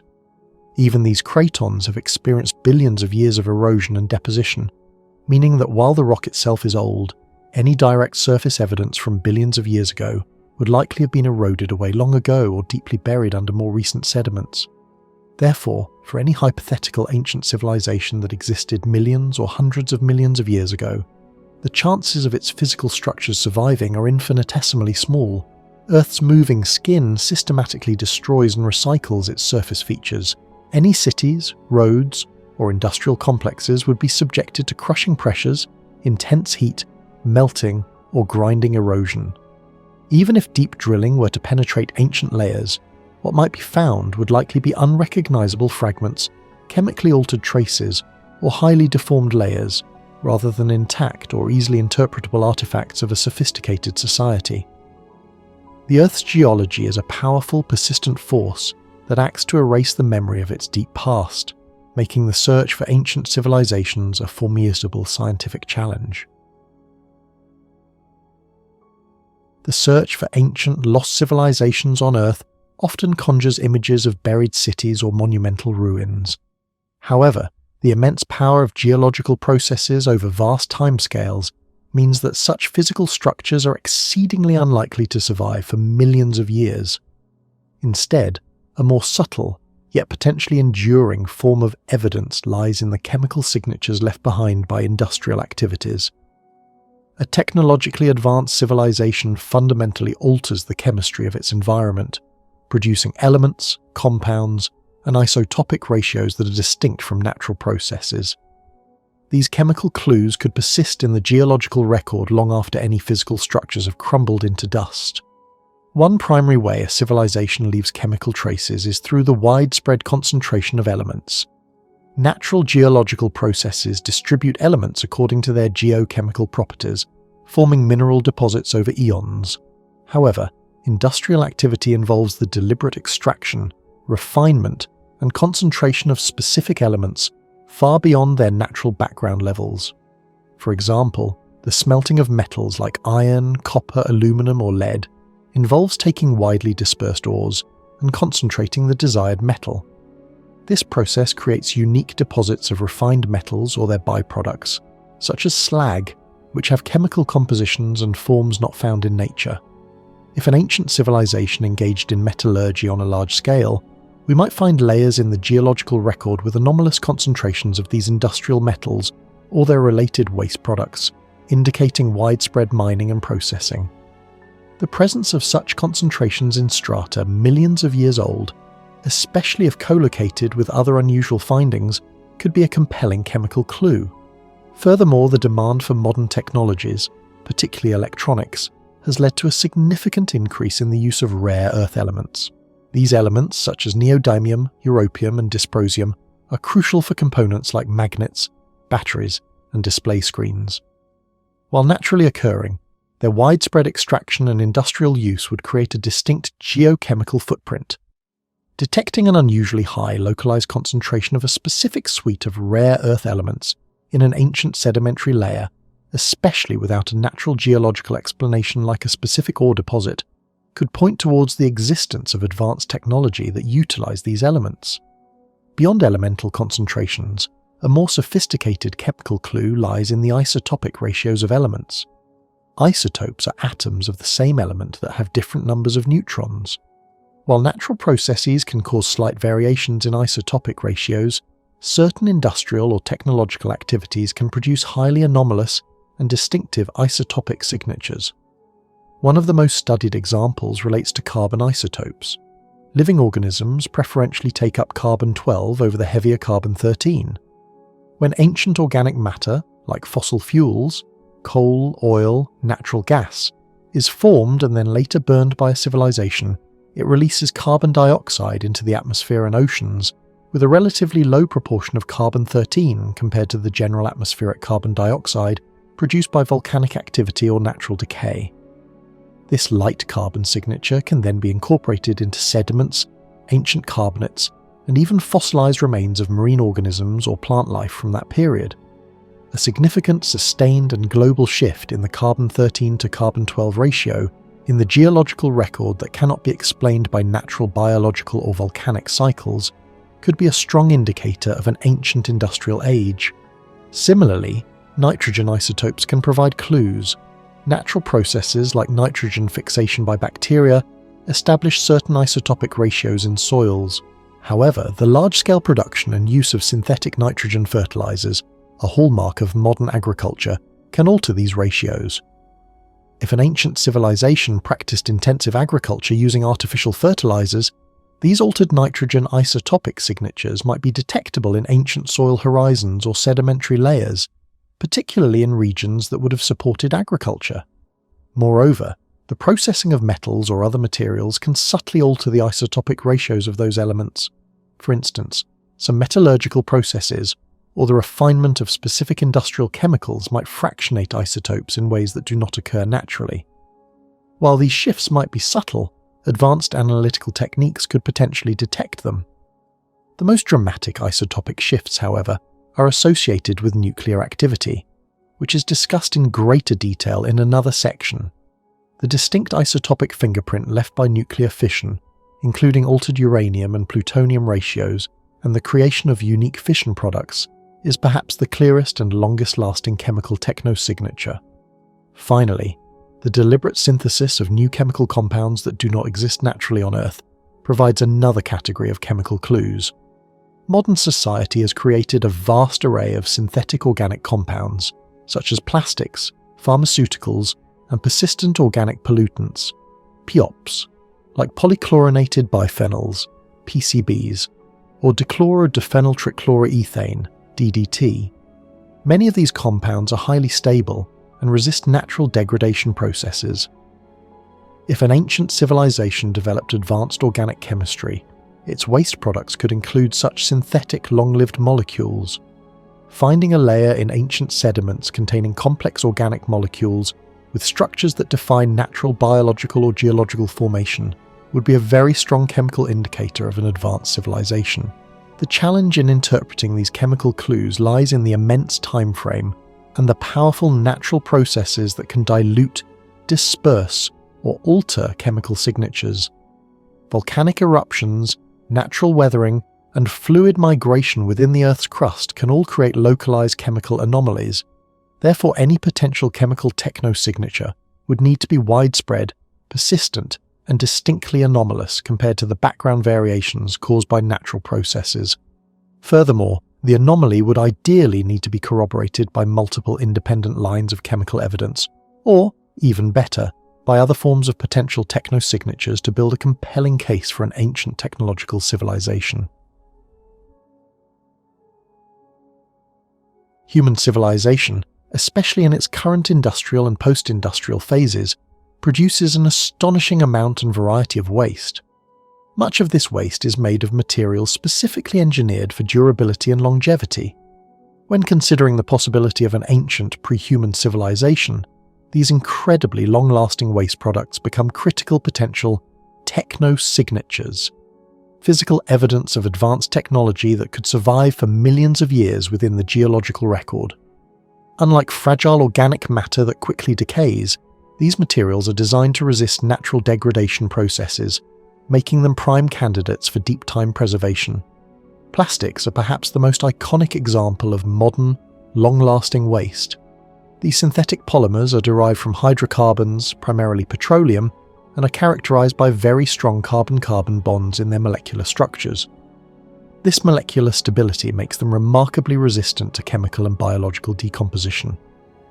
While plastics do break down, the process is extremely slow. Exposure to ultraviolet, UV, light, oxygen, and certain microbial activity can cause them to fragment into smaller pieces, eventually leading to microplastics and nanoplastics. However, even these tiny particles retain their fundamental chemical composition and can persist in the environment for hundreds to thousands of years. The longevity of plastics increases significantly in environments where degradation factors are limited. In deep ocean sediments, buried terrestrial landfills, or anoxic, oxygen-depleted environments, plastics can remain largely intact for much longer periods, potentially stretching into millions of years if conditions are stable and geological forces do not obliterate them. Researchers have already found plastics embedded in geological formations of the modern era, creating plastiglomerates, new types of rock formed when plastic debris melts and fuses with natural materials like sand, pebbles, and shell fragments. If an ancient civilization used similar durable synthetic polymers, such ancient plastiglomerates, or widespread microplastic layers in ancient sediments, could be a unique and unmistakable technosignature. The distinctive molecular structure of synthetic polymers, unlike anything found in natural biological or geological processes, would serve as a clear indicator of artificial origin. Beyond plastics, industrial byproducts like slag, fly ash, and concrete represent vast quantities of highly durable waste materials. Slag is the glassy or crystalline waste product left over from the smelting of metals, such as iron, copper, or lead. It consists of molten impurities separated from the desired metal. Depending on its composition, slag can be extremely stable and resistant to weathering and chemical attack. Ancient slag heaps from early human metallurgy still exist after thousands of years. If an ancient civilization performed large-scale metal production, massive quantities of slag, with their unique mineralogy and elemental composition, could form distinct geological deposits. Unlike naturally occurring rocks, slag often has a vitrified, often bubbly texture, and specific elemental ratios that would be anomalous in a natural rock sequence. Fly ash and bottom ash are residues produced from the combustion of coal and other fossil fuels in power plants and industrial facilities. Fly ash consists of fine, powdery particles, while bottom ash is heavier and coarser. Both contain concentrated heavy metals and unique mineral phases, e.g., specific aluminosilicates, cenospheres, that are direct products of high-temperature combustion of complex organic matter. These materials can be dispersed widely through the atmosphere or deposited in landfills. Over millions of years, widespread dispersal of these ashes could create thin but chemically distinct layers in sedimentary rock, serving as a global marker of a civilization that relied on large-scale fossil fuel burning. The presence of specific trace elements or unique mineral phases within these layers would distinguish them from natural volcanic ash or other natural deposits. Concrete and brick are fundamental building materials of human civilization, essentially artificial rocks. Concrete, invented by the Romans, though refined and industrialized more recently, consists of aggregates, sand, gravel, bound together by a cement paste. Modern concrete is incredibly strong and durable, designed to last for centuries. Bricks, made from fired clay, are similarly resistant to degradation.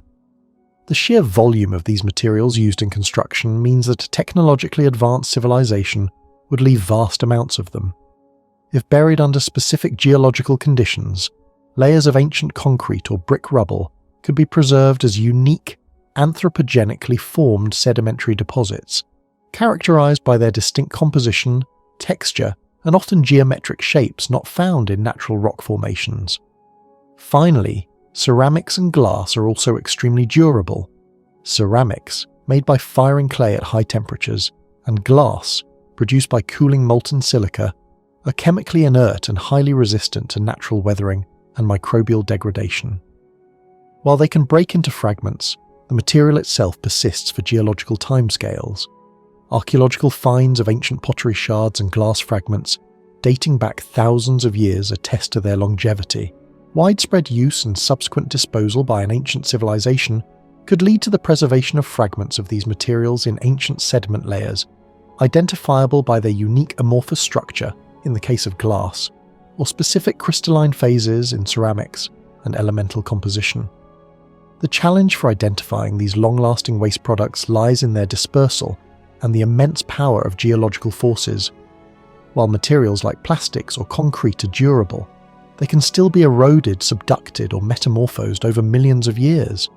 However, if conditions for preservation are ideal, such as rapid burial in stable sedimentary basins or deposition in deep-sea environments, these unique artificial materials could endure as compelling evidence, representing a distinct and undeniable technosignature of a past advanced society. Their very existence, with chemical and structural properties alien to natural geology, would stand as a testament to intelligent design and industrial activity. Among the most compelling and potentially enduring technosignatures that a past advanced civilization might leave behind is its nuclear waste. Nuclear power and nuclear weapons production generate radioactive byproducts that are extraordinarily long-lived, far surpassing the lifespan of most other human-made materials. The unique isotopic fingerprints of these materials, combined with their extreme durability, could serve as a very long-term indicator of a sophisticated society that harnessed atomic energy. Nuclear waste arises primarily from the process of nuclear fission, where the nuclei of heavy atoms, typically uranium or plutonium, are split to release energy. This splitting produces a wide array of lighter atoms called fission products, many of which are radioactive. Additionally, some of the original fuel atoms, or other heavy atoms within the reactor, can absorb neutrons and transform into heavier, unstable elements known as actinides, like plutonium, americium, and curium. Both fission products and actinides are highly radioactive and decay over time, emitting radiation and transforming into more stable elements. The key characteristic that makes nuclear waste a potent long-term technosignature is the half-life of its constituent radionuclides. A half-life is the time it takes for half of the radioactive atoms in a sample to decay. While some radionuclides have short half-lives, seconds or days, many have half-lives extending for thousands, millions, or even billions of years. For example, plutonium-239, a key component of nuclear waste and weapons, has a half-life of approximately 24,100 years. Technetium-99, a significant fission product, has a half-life of 212,000 years. Iodine-129 has a half-life of 15.7 million years. Cesium-135 has a half-life of 2.3 million years. Perhaps most significantly, uranium-238, the most common isotope of uranium, has a half-life of 4.468 billion years, which is roughly the age of the Earth itself. The presence of these specific long-lived radionuclides, especially in ratios that cannot be explained by natural geological processes or cosmic ray interactions, would be a strong indicator of nuclear activity. One of the most striking aspects of nuclear waste is its unique isotopic composition. Natural uranium deposits contain a specific ratio of uranium isotopes, primarily uranium-238 and a much smaller amount of fissile uranium-235. When uranium is used in a nuclear reactor, the uranium-235 is consumed, leading to its depletion. Simultaneously, new, short-lived fission products are created, along with longer-lived ones like iodine-129 and technetium-99, and transuranic elements like plutonium-239 that are exceedingly rare or non-existent in natural terrestrial environments. Therefore, detecting ancient geological layers that contain depleted uranium, low uranium 235 to uranium-238 ratio, alongside an anomalous presence of long-lived fission products and specific transuranic elements, would provide compelling evidence of artificial nuclear fission. A concrete factual example of how nuclear fission products can be preserved in the geological record comes from the Oklo Natural Nuclear Reactor in Gabon, West Africa. Approximately 1.7 billion years ago, a unique set of geological and geochemical conditions allowed natural uranium deposits to undergo sustained nuclear fission, operating like a rudimentary nuclear reactor for hundreds of thousands of years. The distinctive isotopic signatures of the fission products such as neodymium and ruthenium found within the Oklo ore bodies provide undeniable evidence of this ancient nuclear activity. The fact that these isotopic anomalies have persisted for nearly 2 billion years demonstrates the extraordinary longevity of nuclear signatures in suitable geological environments. Modern strategies for managing high-level nuclear waste involve deep geological repositories. These facilities are designed to isolate radioactive waste from the biosphere for hundreds of thousands to millions of years by burying it deep within stable rock formations, such as granite, salt, or clay. The very design principle behind these repositories, that they can safely contain waste for geological timescales, underscores the potential for nuclear waste to become a very long-term technosignature. If an ancient civilization also developed and utilized nuclear technology, it might have similarly disposed of its waste in geologically stable, deep formations, inadvertently creating a lasting marker of its existence.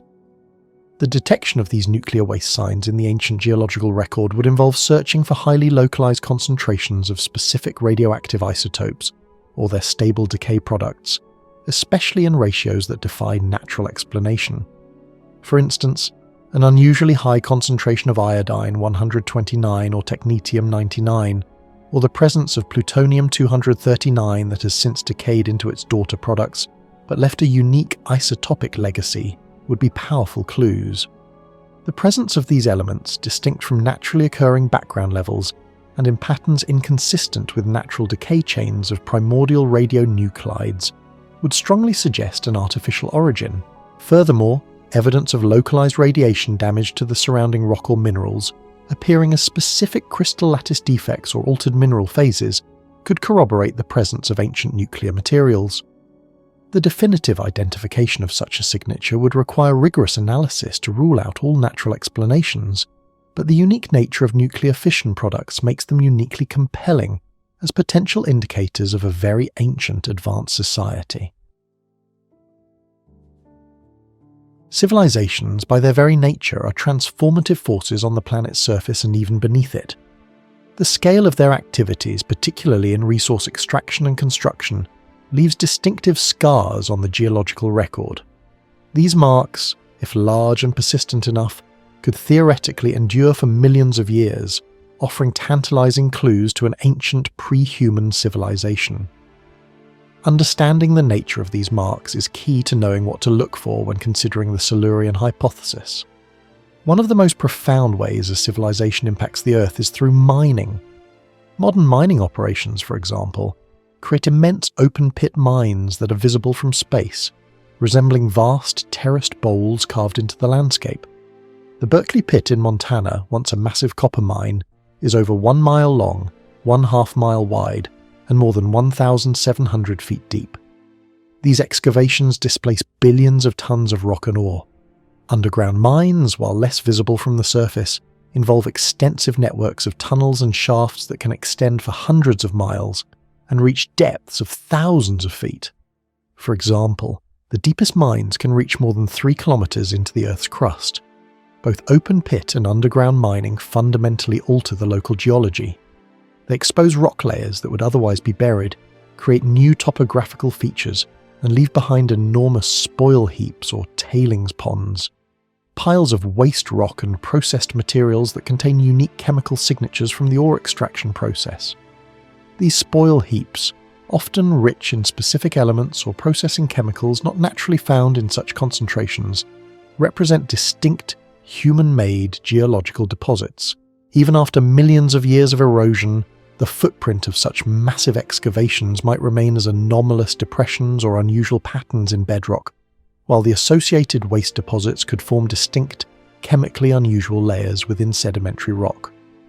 The presence of specific processed minerals or unusual concentrations of heavy metals within these layers would be a clear indicator of industrial activity. Beyond extracting metals, the mining of fossil fuels, coal, oil and natural gas, also leaves deep and lasting marks. Coal mining creates vast underground voids or surface strip mines that reshape the land. Oil and natural gas extraction involves drilling wells that penetrate deep into geological formations, altering subsurface pressure regimes and leaving behind a network of boreholes. While the wells themselves might collapse or fill in over geological timescales, the pervasive extraction of these carbon-rich resources would lead to a depletion of specific carbon reserves in certain geological strata. Detecting vast areas where coal seams are missing, or where expected oil and gas deposits have vanished in ancient rocks, could be an indirect sign of extensive past consumption by a civilization. The resulting voids could also lead to long-term subsidence of the land surface, creating subtle but persistent depressions. Construction activities are another major way civilizations reshape the planet. Cities, roads, bridges and dams involve moving immense quantities of earth and rock, quarrying materials and producing new ones like concrete and brick. Modern concrete production alone consumes billions of tons of raw materials annually. A large city over time creates an urban geology, a distinct layer of human-made artifacts, debris, and altered natural materials that is different from surrounding natural sediments. This layer, sometimes referred to as the archaeological layer, or urban stratum, would contain fragmented building materials, waste products, and rearranged geological deposits. For an ancient civilization, vast urban centres or extensive road networks, even if eroded to their foundations, could appear as anomalous linear or geometric patterns in ancient bedrock or sedimentary layers. The materials used, such as artificially fired clay bricks or unique forms of concrete if preserved, would be highly distinctive. The sheer volume of material moved for major infrastructure projects, like the ancient Roman roads which stretched for tens of thousands of kilometres and involved massive cuts and fills, would leave behind a long-term erosion patterns or distinct compacted subsurface layers. Dams and water management systems further demonstrate geological impact. The construction of massive dams creates artificial lakes, fundamentally altering hydrological cycles and sedimentation patterns in rivers. Over geological time, these artificial reservoirs would fill with sediment, creating distinct, unusually deep or rapid sediment deposits compared to natural riverine environments. Ancient canals, like those built in Mesopotamia or by the Mayans, involve significant earth moving to channel water. Even if filled in, their linear depressions or distinct sediment fills might be detectable in ancient landscapes. The cumulative effect of these activities can be seen in changes to global sediment cycles. Extensive deforestation for timber or agriculture, often linked to civilization, accelerates soil erosion. This leads to increased sediment loads in rivers, which then deposit more sediment in deltas and coastal areas. Over millions of years, this could translate to unusually thick or rapidly deposited sedimentary layers in specific geological periods, indicating widespread land disturbance. While natural events like volcanic eruptions or ice ages also impact sedimentation, the pattern and material composition of civilization-induced sedimentation would likely be distinct. For these digging and building marks to persist over deep time, they must be either incredibly robust or deeply buried. The forces of plate tectonics, erosion, and metamorphism are relentless. Surface structures are quickly worn away. However, deep mines, or large-scale constructions that become quickly buried by sediment stand a better chance. For example, a vast ancient mine that collapsed and filled with unique sediment could form a distinct anomaly in a geological cross-section. Similarly, a megacity built on a stable continental craton, subsequently buried by millions of years of sediment, might leave a discernible, non-natural layer of material in drill cores or exposed rock formations. The key is scale, durability of materials, and favourable burial conditions.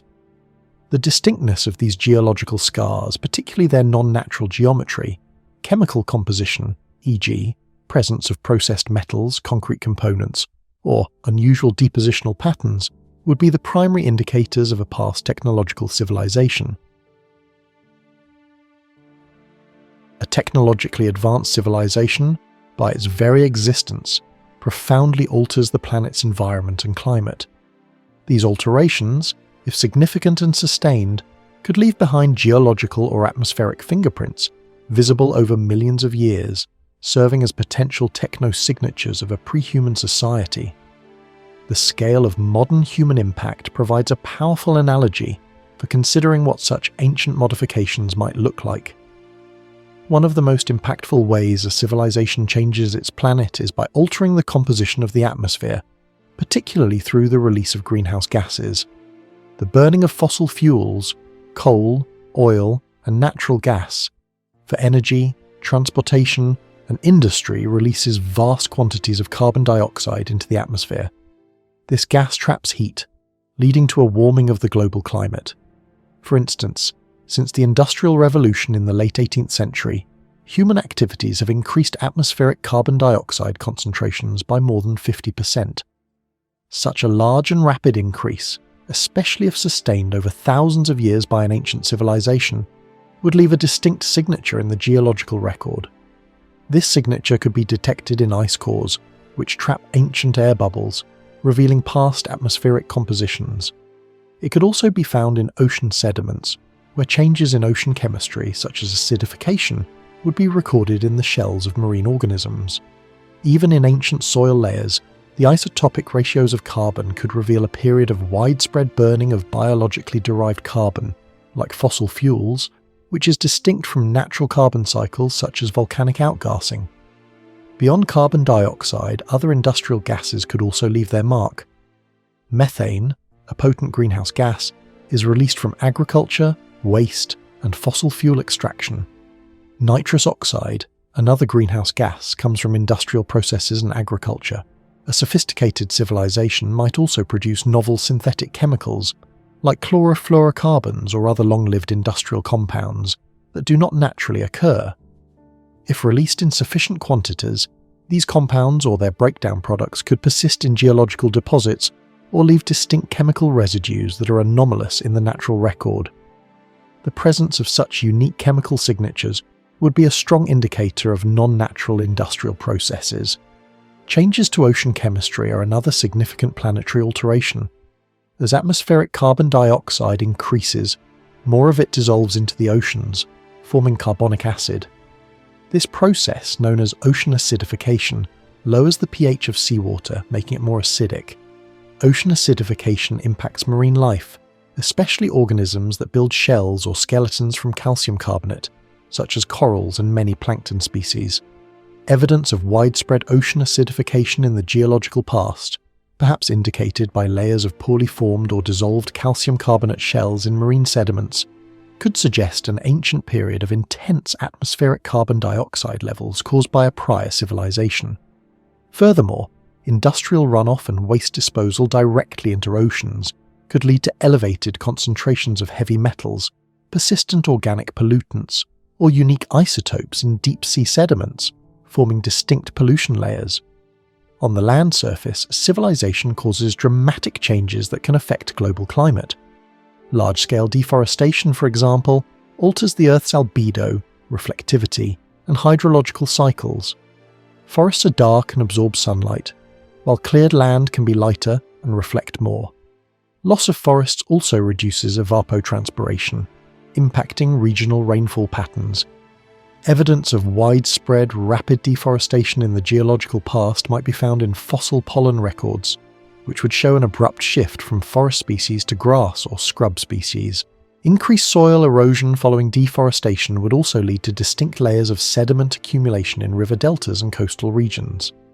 Conversely, large-scale irrigation, or the creation of vast artificial lakes, could significantly alter regional moisture levels and temperatures, influencing local climate for extended periods.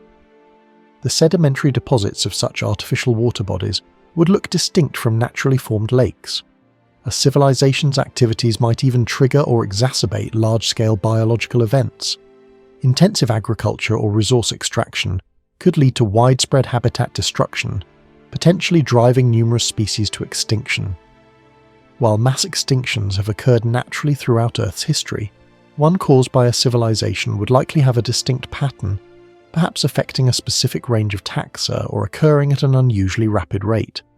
Such an event would be recorded in the fossil record as a sharp decline in biodiversity, or the disappearance of certain fossil groups, potentially correlated with unusual chemical or atmospheric anomalies.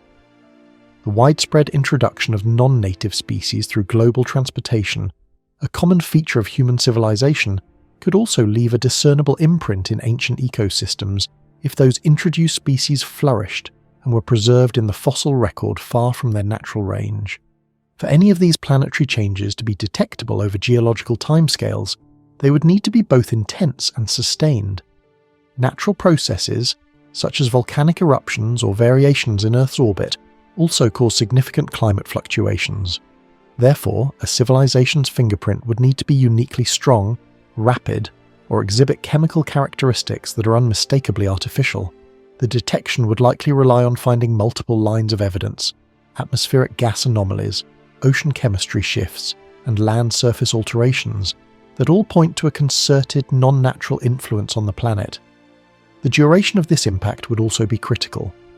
Transient events would be easily erased, but a sustained planet-altering presence lasting for thousands, or even tens of thousands of years, would have a far greater chance of leaving a long-term, detectable geological or atmospheric imprint.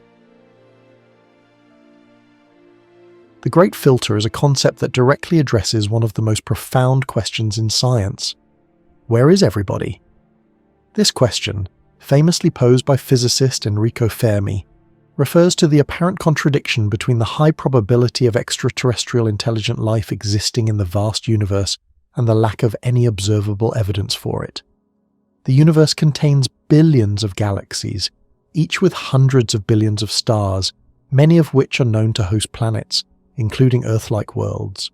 Given these immense numbers, it seems statistically probable that life, and even intelligent life, should be common.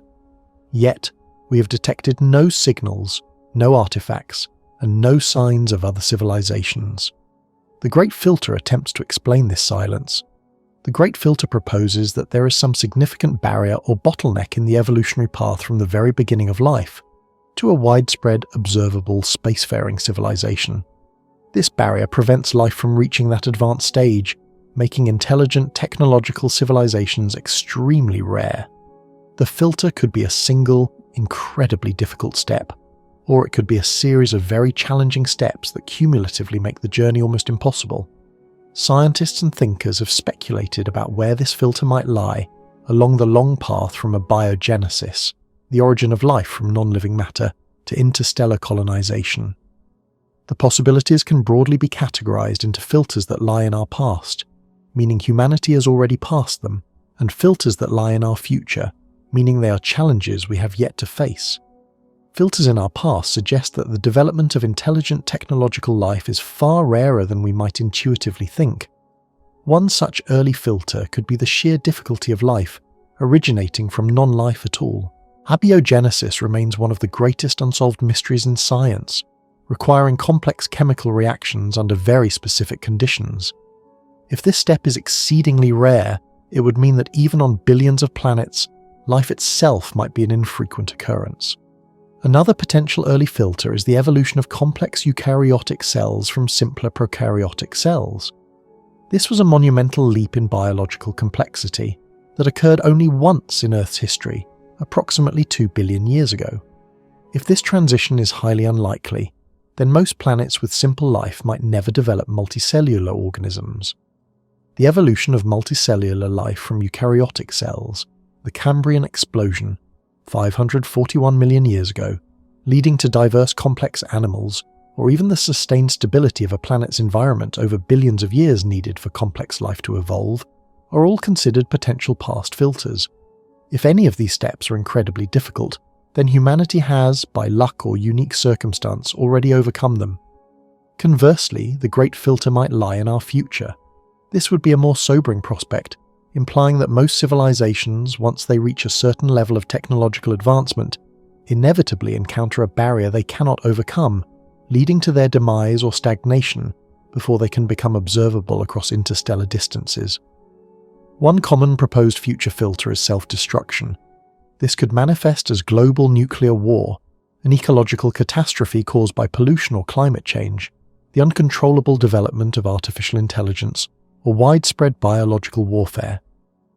The idea here is that the very technology that allows a civilization to advance also provides the means for its own destruction. Another potential future filter is resource depletion.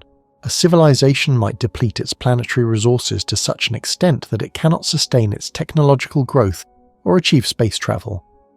Other future filters could include technological stagnation, where a civilization simply stops advancing, or the inability to overcome planetary crises such as asteroid impacts, supervolcano eruptions, or runaway climate change. Finally, the filter might be the inherent difficulty of interstellar travel itself, meaning that even if civilizations don't destroy themselves, they may simply be unable to spread beyond their home star system in a detectable way. The Silurian Hypothesis, which suggests the possibility of a prior technological civilization on Earth, directly interacts with the Great Filter concept. If the Silurian Hypothesis were proven true, meaning a sophisticated civilization rose and fell millions of years before humanity, it would place the Great Filter squarely in our past. This scenario would imply that the evolution of technological civilizations is not as rare as the Fermi paradox suggests, but rather that their long-term survival is the difficult part. The ancient civilization on Earth would have encountered and succumbed to a filter event. This could have been a catastrophic climate change, either self-induced or natural, resource collapse, a cataclysmic natural disaster, or even self-destruction through warfare or unchecked technology. If this is the case, then humanity itself might be approaching the same filter that extinguished our ancient predecessors. The Silurian civilization would serve as a chilling warning, demonstrating a common pathway to extinction for advanced technological societies. Alternatively, if an ancient Earth civilization merely left the planet, e.g., through advanced space travel, or transformed into a non-detectable form, then the Silurian Hypothesis would not necessarily represent a filter in the destructive sense. Instead, it might suggest alternative trajectories for advanced civilizations, where they simply vanish from planetary detectability, perhaps ascending to higher planes of existence or colonizing other star systems without leaving behind observable physical traces. However, the more commonly discussed implication of the Silurian Hypothesis within the Great Filter framework is that of a past, devastating bottleneck. The concept of the Great Filter forces us to confront the fragility of intelligent life and the potential challenges that lie ahead. If the filter is indeed behind us, humanity is extraordinarily rare and perhaps unique. If it is in our future, then our current technological trajectory might lead us to a common, unavoidable doom. The Silurian Hypothesis offers a unique opportunity to search for evidence of such a filter within our own planet's deep history, potentially shedding light on the ultimate fate of intelligent life in the cosmos. When we ponder the existence of a pre-human civilization on Earth, our minds often jump to images mirroring our own technological advancements: towering cities, intricate machinery, vast communication networks, and evidence of industrial might. This perspective, however, is deeply rooted in our human-centric understanding of civilization and progress. It is entirely possible that a truly ancient civilization might have developed along paths so fundamentally different from our own that their traces would be subtle, integrated, and easily mistaken for natural phenomena, thus escaping our current methods of detection. This challenges us to consider what a simple civilization might entail, not simple in terms of intelligence, but in terms of its technological signature.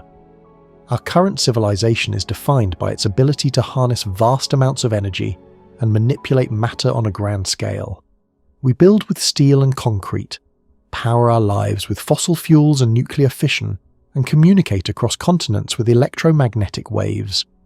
These activities leave distinct technosignatures in the geological record. Layers of plastic, concrete, refined metals, altered atmospheric chemistry, and specific isotopic anomalies from industrial processes. We are, in essence, creating a unique geological epoch, the Anthropocene, characterized by our technological impact. But what if a civilization did not follow this trajectory, or only did so for a relatively brief period? Imagine a civilization that focused its intelligence not on manipulating brute physical forces, but on understanding and controlling biological and ecological systems. Instead of building metal cities, they might have cultivated vast living architectural structures using genetically engineered plants and fungi. Their infrastructure could have been entirely biological, perhaps evolving living transportation networks, self-repairing organic dwellings, or bioluminescent communication systems. Such a civilization would possess an extremely sophisticated understanding of biology, chemistry, genetics, and ecology, far beyond our current capabilities. Their technology would be biological engineering on a planetary scale. The traces left by such a biological civilization would be profoundly different from our industrial output. Instead of persistent plastics, we might find unusual fossilized megaflora or megafauna that exhibit non-natural design patterns indicative of deliberate genetic modification over millions of years. Perhaps entire ecosystems would show signs of intelligent management, with species exhibiting symbiotic relationships or highly efficient resource cycling not found in natural evolution. The chemical signatures left behind might involve unique organic compounds, specific metabolic byproducts, or altered isotopic ratios related to biological rather than industrial processes. For instance, they might have perfected carbon sequestration through bioengineering, leaving a peculiar carbon signature in ancient sediments. Detecting these would require a shift in our scientific focus, moving beyond purely mechanical signatures to look for sophisticated biological anomalies. Furthermore, a pre-human civilization might have developed in environments that inherently limit certain types of technological expansion. Consider a civilization that evolved entirely within the Earth's oceans, or deep underground. An aquatic civilization, for instance, might never discover fire or metallurgy in the way surface-dwelling beings do. Their technology would be based on pressure, acoustics, bioluminescence, and the unique properties of water. They might construct vast cities from biomineralized structures, use complex forms of sonar for communication and sensing, or develop advanced methods of cultivating marine life for food and resources. Their waste would be organic and would likely be recycled by the ocean's ecosystems, leaving minimal non-biodegradable traces. Any physical structures would need to withstand immense pressures and corrosive environments, making their detection challenging even if they were durable. Signs might include unusual patterns of seismic activity caused by deep-sea engineering, or very specific chemical alterations in deep ocean sediments. Similarly, a subterranean civilization might focus on geological engineering, adapting to life within caves or constructing vast underground networks. Their technology might involve advanced forms of geothermal energy, specialized drilling techniques, or unique methods of resource extraction that leave minimal surface impact. Their architecture might blend seamlessly with natural rock formations, carved and shaped rather than built from separate components. Detection would require deep drilling, advanced seismic imaging, or the discovery of unusual mineral veins or geological anomalies far beneath the surface, not attributable to natural tectonic or volcanic activity. The concept of a simple civilization also forces us to consider the time frame of their impact. Perhaps a civilization reached a technological peak that was brief, existing for only a few thousand or tens of thousands of years, a mere blink in geological time. Our own industrial age is barely 300 years old, yet its global impact is profound. If an ancient civilization had a similar brief burst of intense technological activity, followed by a decline or self-destruction, its most distinctive technosignatures might be confined to very thin, specific geological layers. These layers could easily be missed, eroded, or subducted over millions of years, leaving behind only the most resilient or widely dispersed traces. Even if an ancient civilization had some level of technology, they might have achieved a sustainable or steady-state existence where their impact on the planet was minimized. Perhaps they learned to live in harmony with Earth's natural cycles, reducing waste, recycling materials efficiently, and drawing energy from renewable sources without significant environmental disruption. Such a civilization, having overcome the initial resource-intensive phases of development, might leave behind fewer detectable, Anthropocene-like markers. Their long-term presence might be marked by subtle, persistent anomalies rather than dramatic, easily recognized changes. The challenge, therefore, is not just to look for signs of technology as we understand it, but to broaden our definition of what constitutes a civilization's mark. We must develop new ways to interpret geological, chemical, and biological data, searching for patterns that are too complex, too ordered, or too anomalous to be explained by natural processes, yet do not fit our preconceived notions of industrial or mechanical technology. This requires an open mind and a willingness to explore possibilities beyond our own limited historical experience. The Fermi paradox is one of the most compelling and perplexing questions in science. If the universe is so vast and potentially teeming with life, where is everyone? The cosmos contains billions of galaxies, each with hundreds of billions of stars, many of which are known to host planets, including Earth-sized worlds in habitable zones.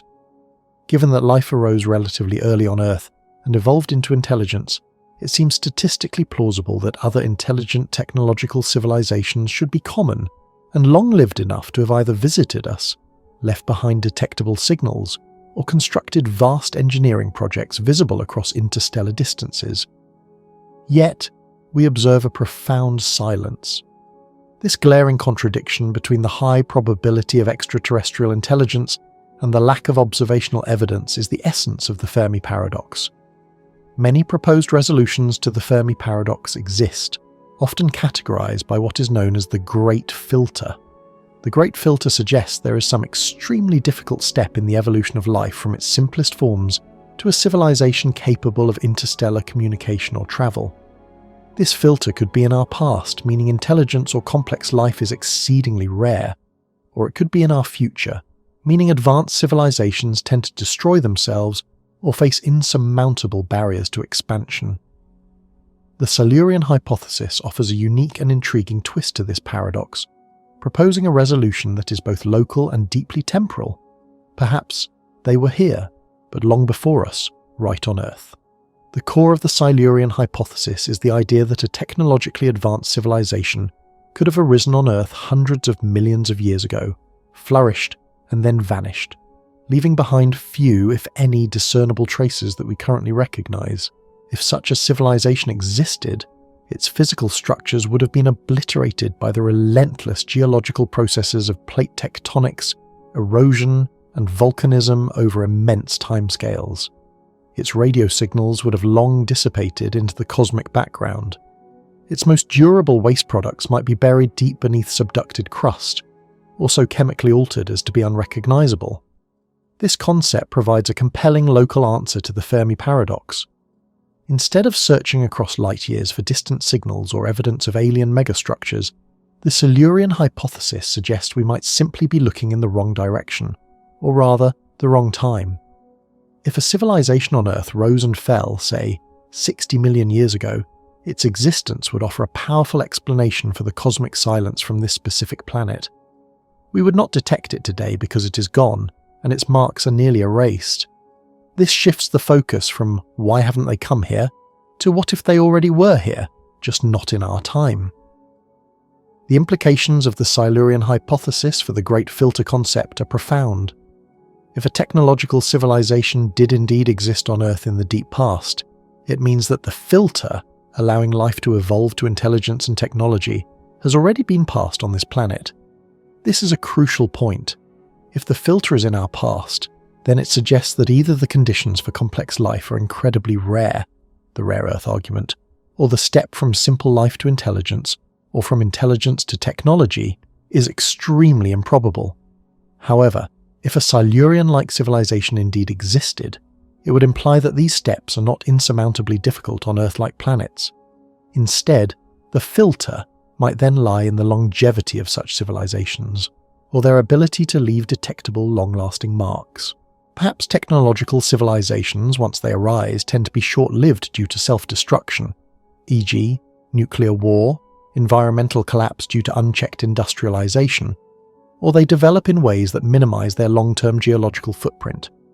If the Silurian civilization destroyed itself, or simply faded away without leaving indelible technosignatures, it suggests that the longevity of technological species might be a significant barrier to their widespread detectability across the universe. This would be a pessimistic outlook for our own future. Alternatively, The Silurian hypothesis might imply that technological civilizations inherently manage to limit their long-term environmental impact. If they achieve true sustainability or transition to non-physical forms of existence, their detectable traces might diminish over time. This would suggest that the reason we don't see evidence of other civilizations is not necessarily because they self-destruct, but because they become invisible or less impactful on their planetary environments over geological timescales. Such a scenario would mean that the Great Filter is about the detectability of advanced civilizations rather than their sheer existence. While the Silurian hypothesis offers a compelling local resolution to the Fermi paradox, it does not fully explain why we don't see evidence of other civilizations in the rest of the galaxy. If Earth could host one ancient civilization, it stands to reason that countless other planets in the Milky Way could have done the same. The lack of galactic-scale technosignatures, like Dyson spheres or interstellar probes, still remains an unanswered question. However, the Silurian hypothesis encourages us to consider that our search for extraterrestrial intelligence might be too narrow, focusing solely on contemporaneous outward-looking signals. It nudges us to consider that intelligent life might rise and fall, leaving behind only the most subtle whispers in the deep time of its home planet, a reminder that the universe's answers might be found closer than we think, but hidden by the relentless march of geological time. The paradox remains, but the Silurian hypothesis offers one fascinating, earthbound possibility for its resolution, making the Great Silence a little less mysterious for our own planet's history. The Earth's crust is a vast archive, a layered record of billions of years of geological and biological history.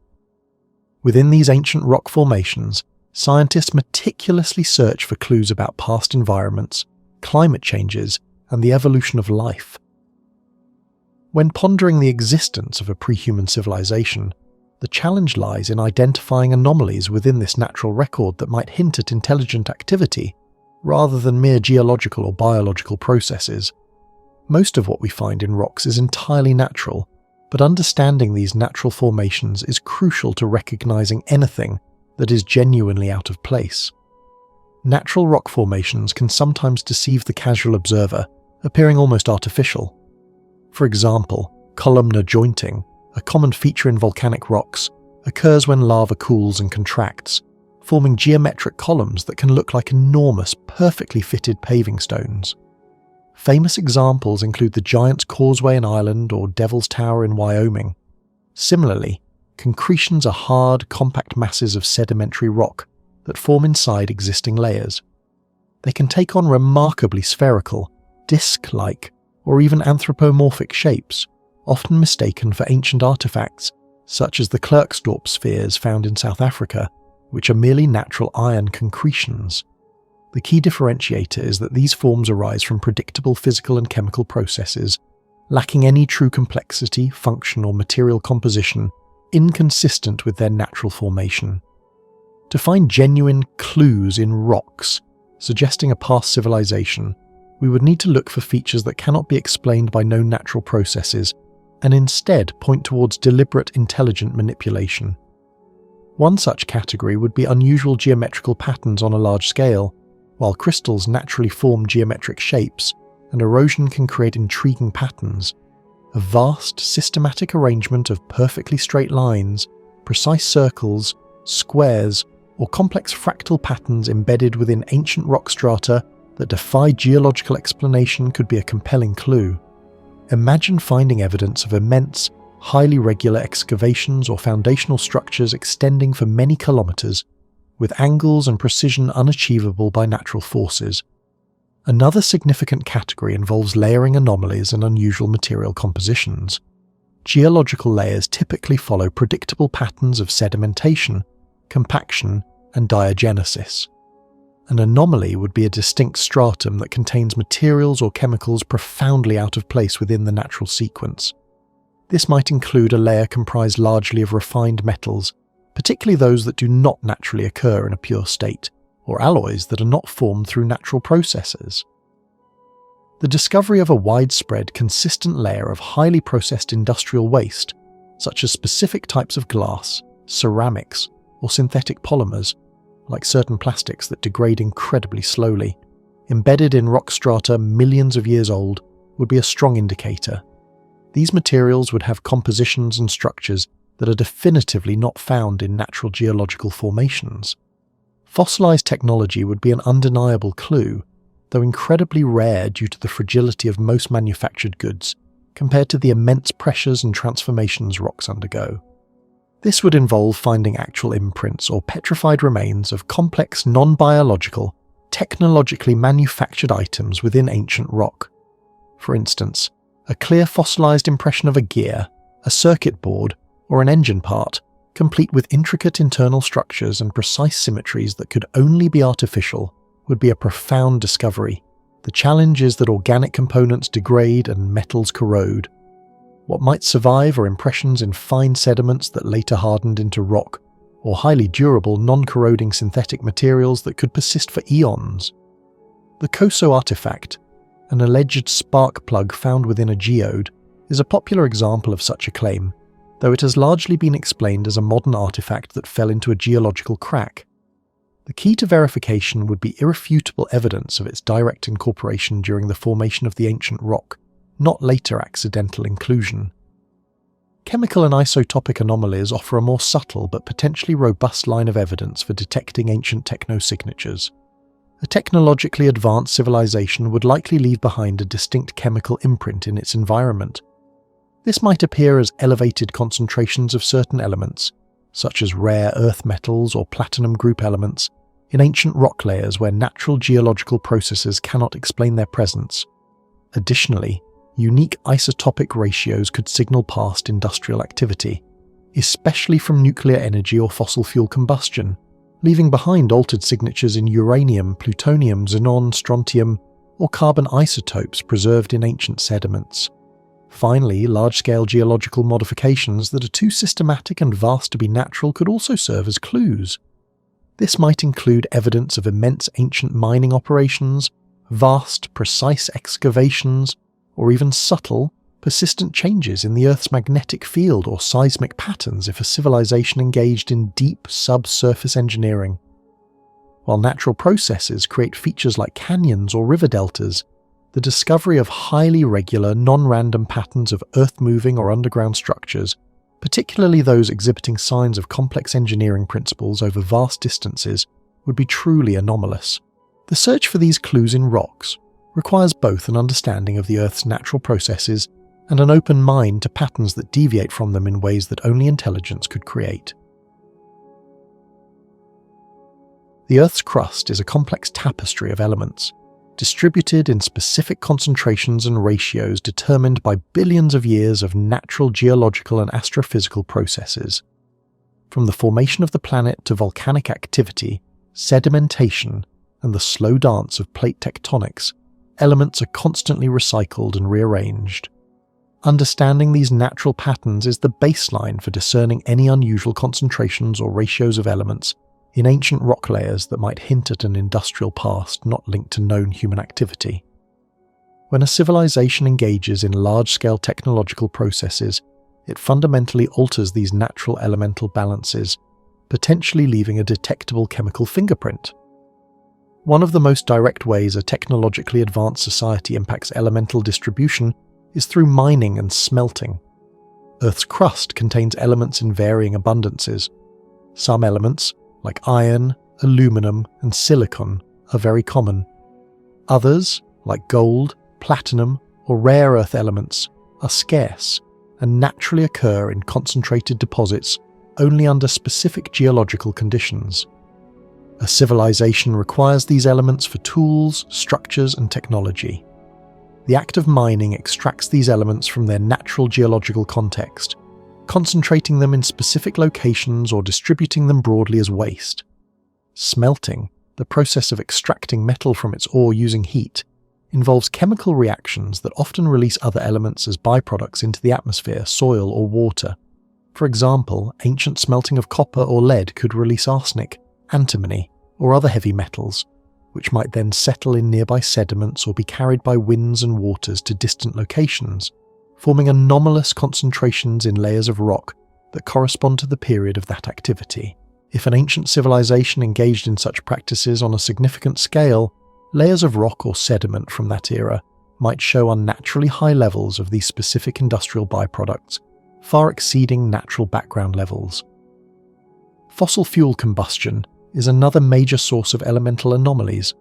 Coal and oil, formed over millions of years from ancient organic matter, contain not only carbon and hydrogen, but also trace amounts of various other elements, including sulfur, mercury, lead, arsenic, vanadium, and nickel.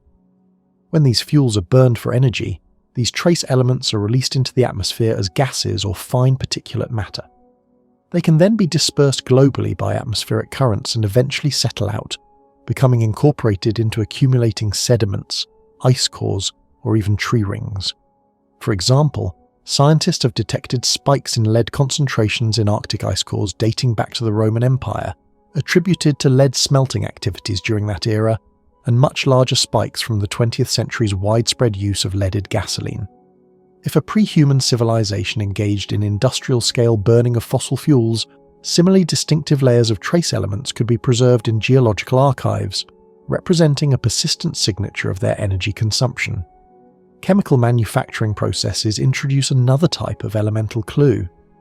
The production of various industrial chemicals such as fertilizers, plastics, dyes, or specialized alloys often involves the manipulation of specific elements in ways not found in nature. For example, large-scale production of nitrogen-based fertilizers could alter nitrogen isotope ratios in a way that is distinct from natural biological cycles. The widespread creation of synthetic compounds, even if they degrade over long periods, might leave behind persistent residues or unique chemical breakdown products that are not naturally occurring. Even the simple enrichment or depletion of common elements in specific layers, when linked to highly complex, non-natural chemical forms, could be a sign of advanced industrial activity. Perhaps the most definitive elemental signature of an advanced technological civilization would come from nuclear activities. Nuclear fission, the process of splitting atomic nuclei, results in the creation of unique, unstable isotopes, fission products, that are not found in significant quantities in nature. Elements like cesium-137 or strontium-90, while decaying over specific half-lives, could leave behind distinct isotopic ratios of their stable decay products, or direct traces if the half-life is long enough for the geological period in question. More fundamentally, the widespread use of uranium or other radioactive elements in nuclear reactors would alter the natural isotopic ratios of these elements, creating a fingerprint of nuclear fuel processing.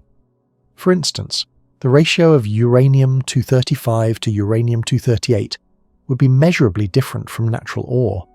Such anomalies, if detected in ancient rock layers, would be exceedingly difficult to explain by natural geological processes and would strongly point towards intelligent manipulation of atomic nuclei. Finally, the increasing reliance of modern technology on rare earth elements could also leave a future signature. These elements, such as neodymium, dysprosium, and europium, are crucial components in electronics, magnets, and green technologies. Their widespread extraction and processing could lead to their anomalous concentration in specific geological or sedimentary layers, marking a period of intense technological activity. The detection of these elemental clues in ancient rock layers would require sophisticated analytical techniques, such as mass spectrometry, X-ray fluorescence, and neutron activation analysis, applied to geological samples obtained from boreholes, deep ocean sediment cores, or exposed rock faces.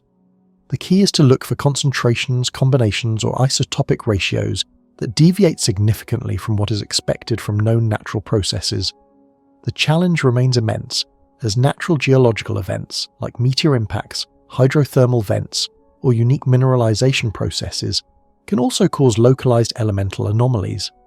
Therefore, any alleged technosignature in elements would need to be robust, widespread, and unequivocally inexplicable by any natural means, ideally supported by multiple independent lines of chemical and geological evidence to stand as a credible indicator of a long-lost civilization. Throughout history, and especially since the rise of modern archaeology and geology, there have been numerous reports of out-of-place artifacts, or OO parts. These are objects or structures discovered in geological or archaeological contexts that seem to contradict the established timeline of human evolution or technological development. The term implies that these finds appear to be too advanced or sophisticated for the period from which they are thought to originate, leading to questions about their true age or the conventional understanding of Earth's history. While these finds often capture the public imagination and fuel speculation about ancient lost civilizations or even extraterrestrial visitors, they are almost universally explained by mainstream science through more conventional means. One of the most frequently cited examples of an OOPArt is the COSO artifact. Discovered in 1961 by a team of rockhounders in California, it was found encased within what appeared to be a geode. The object inside bore a striking resemblance to a modern spark plug, complete with a ceramic insulator and a metallic core. The surrounding geode was estimated by some proponents to be around 500,000 years old, a time long before humans were thought to have developed such technology. This perceived discrepancy made the COSO artifact a popular item in discussions about ancient technology. Another famous case is the Dorchester pot. In 1852, during blasting operations in Dorchester, Massachusetts, a metallic pot was reportedly found embedded in solid rock that was supposedly hundreds of millions of years old, described as pre-Adamite in an account from the Scientific American Journal of that time. The bell-shaped pot, reportedly made of an unknown metal alloy, had intricate floral designs. Its alleged age, dating to a period before complex life forms, made its existence seem impossible according to conventional understanding. The Kinguddy hammer is another well-known example. Discovered in 1844 by quarry workers in Scotland, this hammer, with its wooden handle, was reportedly found encased within solid Carboniferous era sandstone, estimated to be around 300 million years old. The apparent modernity of the hammer, combined with the extreme age of the rock, made it seem like a clear indication of advanced technology existing far before humans. In China, the Baigong pipes have gained notoriety. Discovered in 2002 near Mount Baigong in Qinghai province, these pipes are said to be metallic and arranged in intricate patterns within a cave system. Some of the pipes reportedly extend into a salt lake. Geologists estimate the age of the surrounding rock formations to be hundreds of millions of years old. The seemingly manufactured nature of the pipes in such an ancient context has led to speculation about an ancient unknown civilization. More historical examples include discoveries from the 19th century that puzzled observers. The South African grooved spheres, found in pyrophyllite deposits near Ottosdal, South Africa, are small, metallic-looking spheres, often described as having precisely cut grooves around their circumference. These deposits are estimated to be incredibly ancient, around 2.8 billion years old.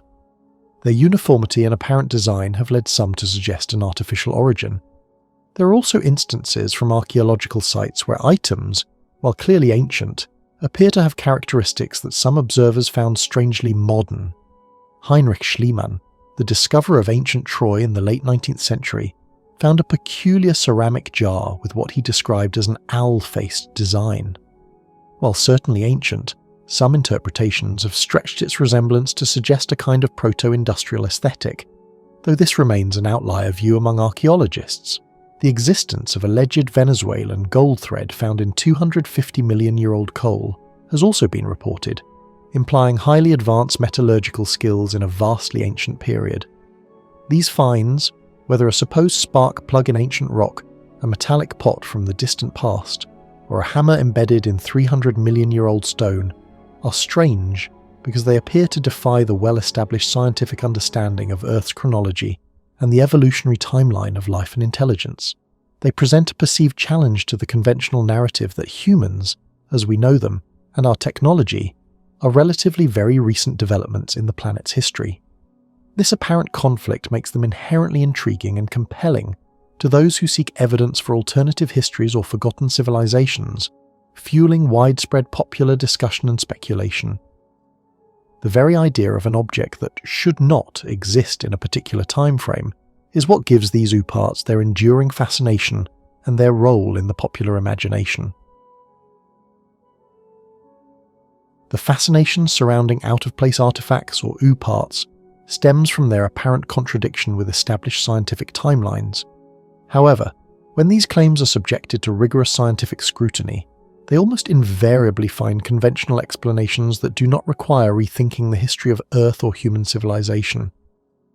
The debate around UParts highlights fundamental differences in how evidence is gathered, analysed and accepted in scientific communities versus how it is often presented in popular culture. Central to the scientific rejection of most UPart claims is the principle of the scientific method and the requirement for verifiable evidence. For any extraordinary claim, extraordinary evidence is needed, and that evidence must be gathered and presented in a way that allows for independent verification and peer review.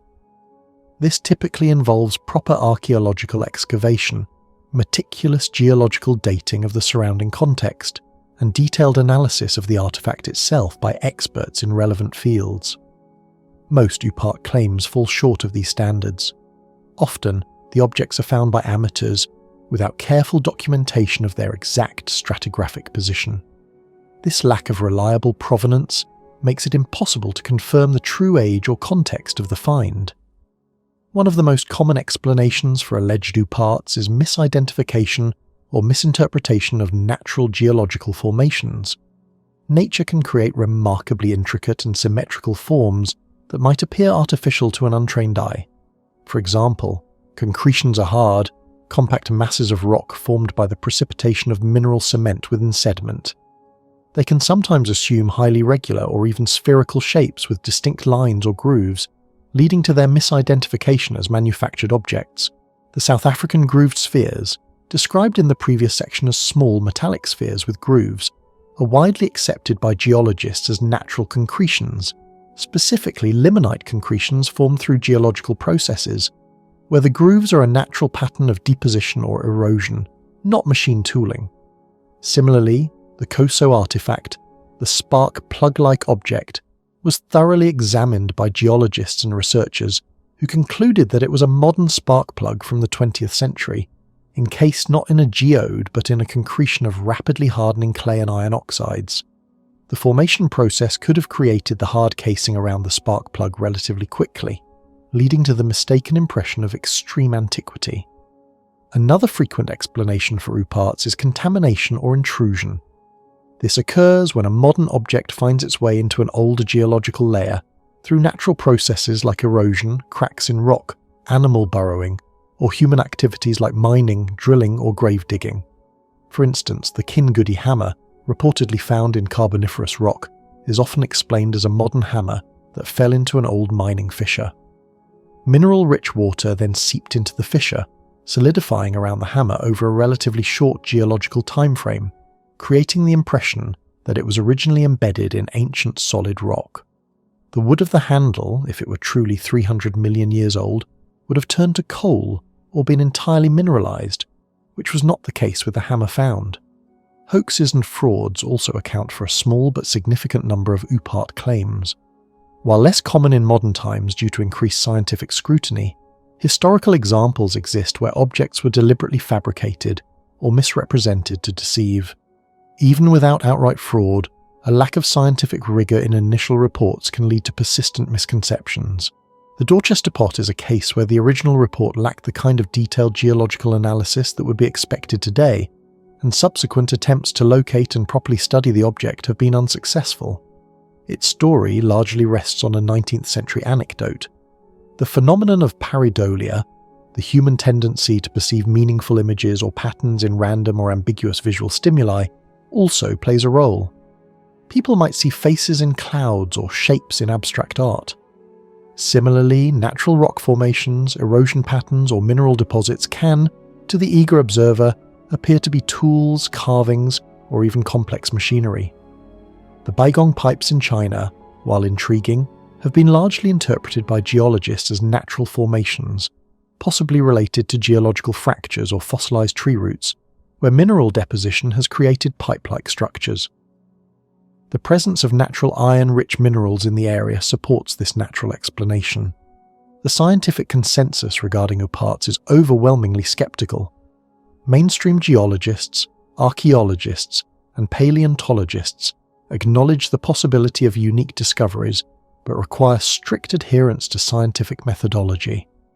The overwhelming body of evidence from millions of verified archaeological sites and geological formations consistently supports the established timelines for the evolution of life and the development of human technology. No OOPArt has ever been subject to multiple independent peer-reviewed studies that confirm an unequivocally anomalous origin that defies natural explanation. The vast number of non-anomalous findings constantly reinforces the current scientific understanding. The debate persists not due to strong scientific counter-evidence from OOPArts, but often because of public fascination with mystery, a desire to challenge established narratives, and sometimes a misunderstanding of geological processes or the nature of scientific proof. While the Silurian Hypothesis is a scientific thought experiment about what kinds of evidence might theoretically survive from an ancient civilization, OOPArts are specific alleged findings that almost always have natural or prosaic explanations upon closer examination. They serve as cautionary tales about the importance of rigorous scientific methodology and critical thinking when faced with extraordinary claims. To ponder the possibility of an ancient civilization existing on Earth long before our own, one must first confront the truly immense scale of geological time. Our planet is approximately 4.54 billion years old, a number so vast it challenges human comprehension. To put this into perspective, if the entire history of the Earth were condensed into a single calendar year, with the Big Bang occurring on January 1st, modern humans would appear only in the last few minutes of December 31st, and all of recorded human history would occupy just the final seconds. This profound depth of time means that there have been billions of years, vast stretches of planetary evolution, during which the conditions for complex life, and potentially even intelligent civilizations, could have arisen and vanished long before the emergence of Homo sapiens. The age of Earth is not a guess. It is determined through precise scientific methods, primarily radiometric dating. Scientists analyze meteorites, which are remnants from the early solar system and the oldest rocks on Earth, such as zircons found in Western Australia. These analyses reveal that the materials forming our planet solidified about 4.54 billion years ago. The very first eon of Earth's history, the Hadean, spans from its formation until roughly 4 billion years ago. During this fiery period, the planet was a molten ball, frequently bombarded by asteroids and comets. The Moon is believed to have formed during this eon, possibly from a giant impact. The atmosphere was a toxic mix, and the surface was too hot and unstable for water to exist in liquid form for long periods. Life, as we know it, would have been impossible during the Hadean eon. Following the Hadean came the Archean eon, lasting from 4 billion to 2.5 billion years ago. As the Earth began to cool, water vapor condensed to form the first oceans, and primitive continental crust started to emerge. Crucially, it was during this eon, around 3.8 billion years ago, that the earliest definitive evidence of life appeared. These were simple, single-celled organisms, prokaryotes like bacteria and archaea, living in the oceans. Their existence was profoundly important, as some of these early life forms began the process of photosynthesis, releasing oxygen into the atmosphere. However, for well over 1 billion years, life remained microscopic and relatively simple, characterized by microbial mats and bacterial colonies. This was a long stretch where life was present, but not in forms we associate with advanced civilization. The Proterozoic eon extended from 2.5 billion to 541 million years ago. This eon witnessed several pivotal changes. The oxygen produced by early life forms slowly accumulated in the atmosphere, leading to the Great Oxidation event around 2.4 billion years ago. This event fundamentally changed Earth's chemistry and paved the way for more complex life. Eukaryotic cells, which have a nucleus and other specialized structures, evolved around 2 billion years ago. Later in the Proterozoic, around 600 million years ago, the first true multicellular organisms appeared, known as the Ediacaran biota. These were soft-bodied, often disc-shaped or frond-like creatures. While multicellular, they lacked complex organs, mobility, and hard parts, making them fundamentally different from the complex animals that would follow. Despite these advances, the vast majority of the Proterozoic eon, spanning nearly 2 billion years, was dominated by relatively simple life forms, leaving ample time for evolutionary paths that might have led to other outcomes. The Phanerozoic eon, meaning visible life, began 541 million years ago and continues to the present day. This eon is characterized by the explosion of complex, diverse life forms that left extensive fossil records.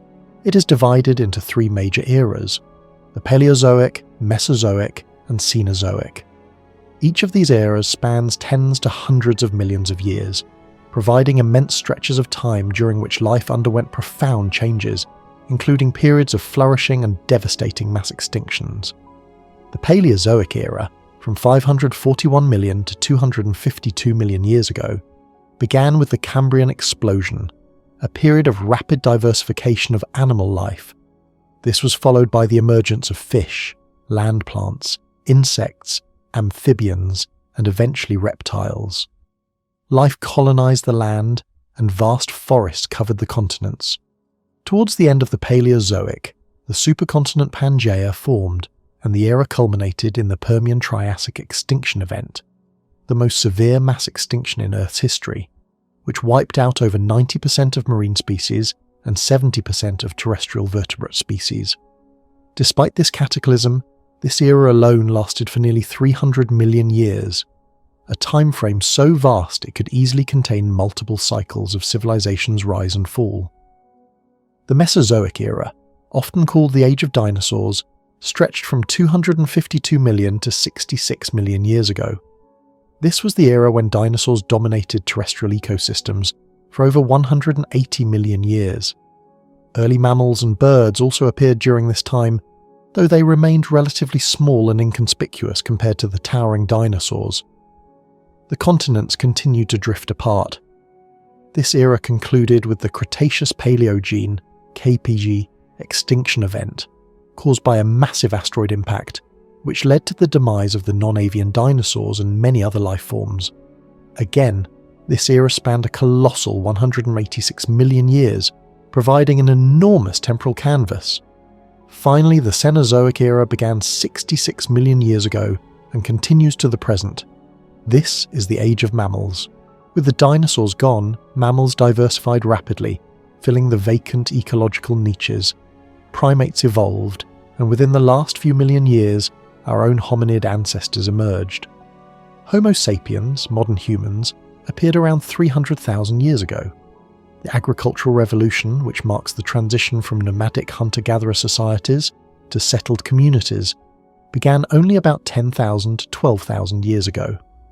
The first cities arose around 5,500 years ago, and the Industrial Revolution, which truly transformed our global civilization, occurred in the late 18th century, barely 250 years ago. The sheer brevity of human civilization, measured in mere thousands of years, when juxtaposed against the 4.54 billion year history of Earth, is staggering. There are multiple intervals of tens, hundreds, and even billions of years where complex life existed and evolved. Between the Permian-Triassic extinction and the KP extinction, there was a gap of approximately 186 million years. Between the KP extinction and the rise of humans, there was a span of roughly 65 million years. Each of these immense periods provided ample time for evolutionary pathways to unfold, for intelligent species to potentially emerge, develop technology, flourish, and then disappear, perhaps without leaving definitive, readily detectable traces for our current geological and archaeological methods. The vastness of Earth's age implies that our civilization is not necessarily the first, but merely the latest to occupy this planet. The story of life on Earth is one of gradual progression, but it also features moments of astonishing acceleration.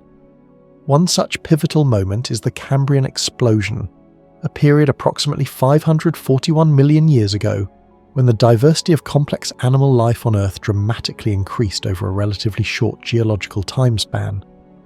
Understanding this event is crucial when considering the possibility of earlier, advanced life forms, as it demonstrates that Earth is capable of fostering rapid evolution, leading to sophisticated organisms. Before the Cambrian explosion for billions of years, life on Earth was predominantly simple. For the vast majority of the Archean and Proterozoic eons, microbial life ruled. The earliest undisputed evidence of life dates back about 3.8 billion years, consisting of single-celled prokaryotes like bacteria and archaea. These microscopic organisms slowly transformed Earth's atmosphere and oceans, gradually accumulating oxygen. Later, around 2 billion years ago, eukaryotic cells evolved, possessing a nucleus and other internal structures, which allowed for greater complexity. Around 600 million years ago, during the late Proterozoic, the Ediacaran biota appeared. These were the earliest known multicellular organisms, generally soft-bodied, sessile, and often shaped like fronds, discs, or quilts. While they represent a significant step towards multicellularity, they lacked the complex organs, active mobility, and hard parts characteristic of most later animals. The world of the Ediacaran period was largely quiet, dominated by these peculiar, often enigmatic forms of life. Then, about 541 million years ago, something profound happened. Over a period of perhaps only 10 to 20 million years, most of the major animal phyla, the fundamental blueprints for animal body plans, suddenly appeared in the fossil record. This rapid diversification of complex organisms is what scientists call the Cambrian explosion. Before this event, the fossil record was sparse and dominated by simple forms. After it, the oceans teemed with a bewildering variety of creatures, many of which had bilateral symmetry, distinct heads and tails, specialized organs, and, crucially, hard exoskeletons or shells. Key players in the Cambrian explosion include creatures like trilobites, which were segmented arthropods with hard exoskeletons that crawled on the seafloor. They are one of the most recognizable groups from this period and are abundant in the fossil record. Other remarkable organisms include Anomalocaris, a large predatory arthropod-like creature with grasping appendages and a circular mouth, and Wiwaxia, a slug-like animal covered in spines and scales. There was also Pikaia, a small worm-like creature that is considered one of the earliest known chordates, a group that eventually includes vertebrates like fish, amphibians, reptiles, birds, and mammals. The variety of body forms and ecological roles that emerged during this short period was astonishing. Scientists proposed several contributing factors that likely fueled the Cambrian explosion. One major hypothesis involves a significant increase in atmospheric oxygen levels, which reached a threshold necessary to support the metabolic demands of larger, more active and more complex animals. This oxygenation allowed for the development of more efficient respiratory systems and larger body sizes. Another factor might have been the evolution of specific genetic tools such as the Hox genes. These are master control genes that regulate the development of body plans in animals. The duplication and diversification of Hox genes could have provided the genetic flexibility needed for rapid evolutionary experimentation and the creation of diverse body forms. Changes in ocean chemistry also played a role. An increase in the availability of calcium in seawater, possibly due to increased erosion or volcanic activity, might have facilitated the secretion of calcium carbonate for shells and skeletons. The development of hard parts was a revolutionary adaptation. It provided protection against predators, support for larger bodies, and anchor points for muscles, enabling more complex movement. The emergence of shells and other protective coverings likely spurred an arms race between predators and prey, driving further diversification and specialization. As predators evolved better ways to catch prey, prey evolved better defenses, creating a continuous cycle of evolutionary innovation. Furthermore, the end of the snowball Earth glaciations, a series of severe ice ages that covered much of the planet in ice sheets just before the Cambrian, might have cleared ecological niches and spurred evolutionary recovery and diversification once warmer conditions returned. The breaking up of supercontinents, which led to new coastlines and diverse habitats, could also have provided new opportunities for species to diverge and adapt. The Cambrian explosion is profound because it demonstrates Earth's capacity for rapid biological innovation. It shows that given the right environmental conditions and evolutionary pressures, complex life can emerge and diversify at an astonishing rate. While the life forms of the Cambrian were not intelligent in the human sense, their sudden appearance established the fundamental building blocks of animal life, paving the way for all subsequent evolutionary developments, including those that eventually led to intelligence. If such a rapid burst of complexity could occur 541 million years ago, it suggests that similar windows of opportunity for advanced life to emerge could have opened and closed at other points in Earth's 4.54 billion year history, well before Homo sapiens ever walked the planet. The fossil record of the Cambrian period, characterized by the emergence of hard-bodied creatures, is significantly richer than that of previous periods, indicating how the physical traits of life directly influence what is preserved and thus what we can detect of past biological epochs.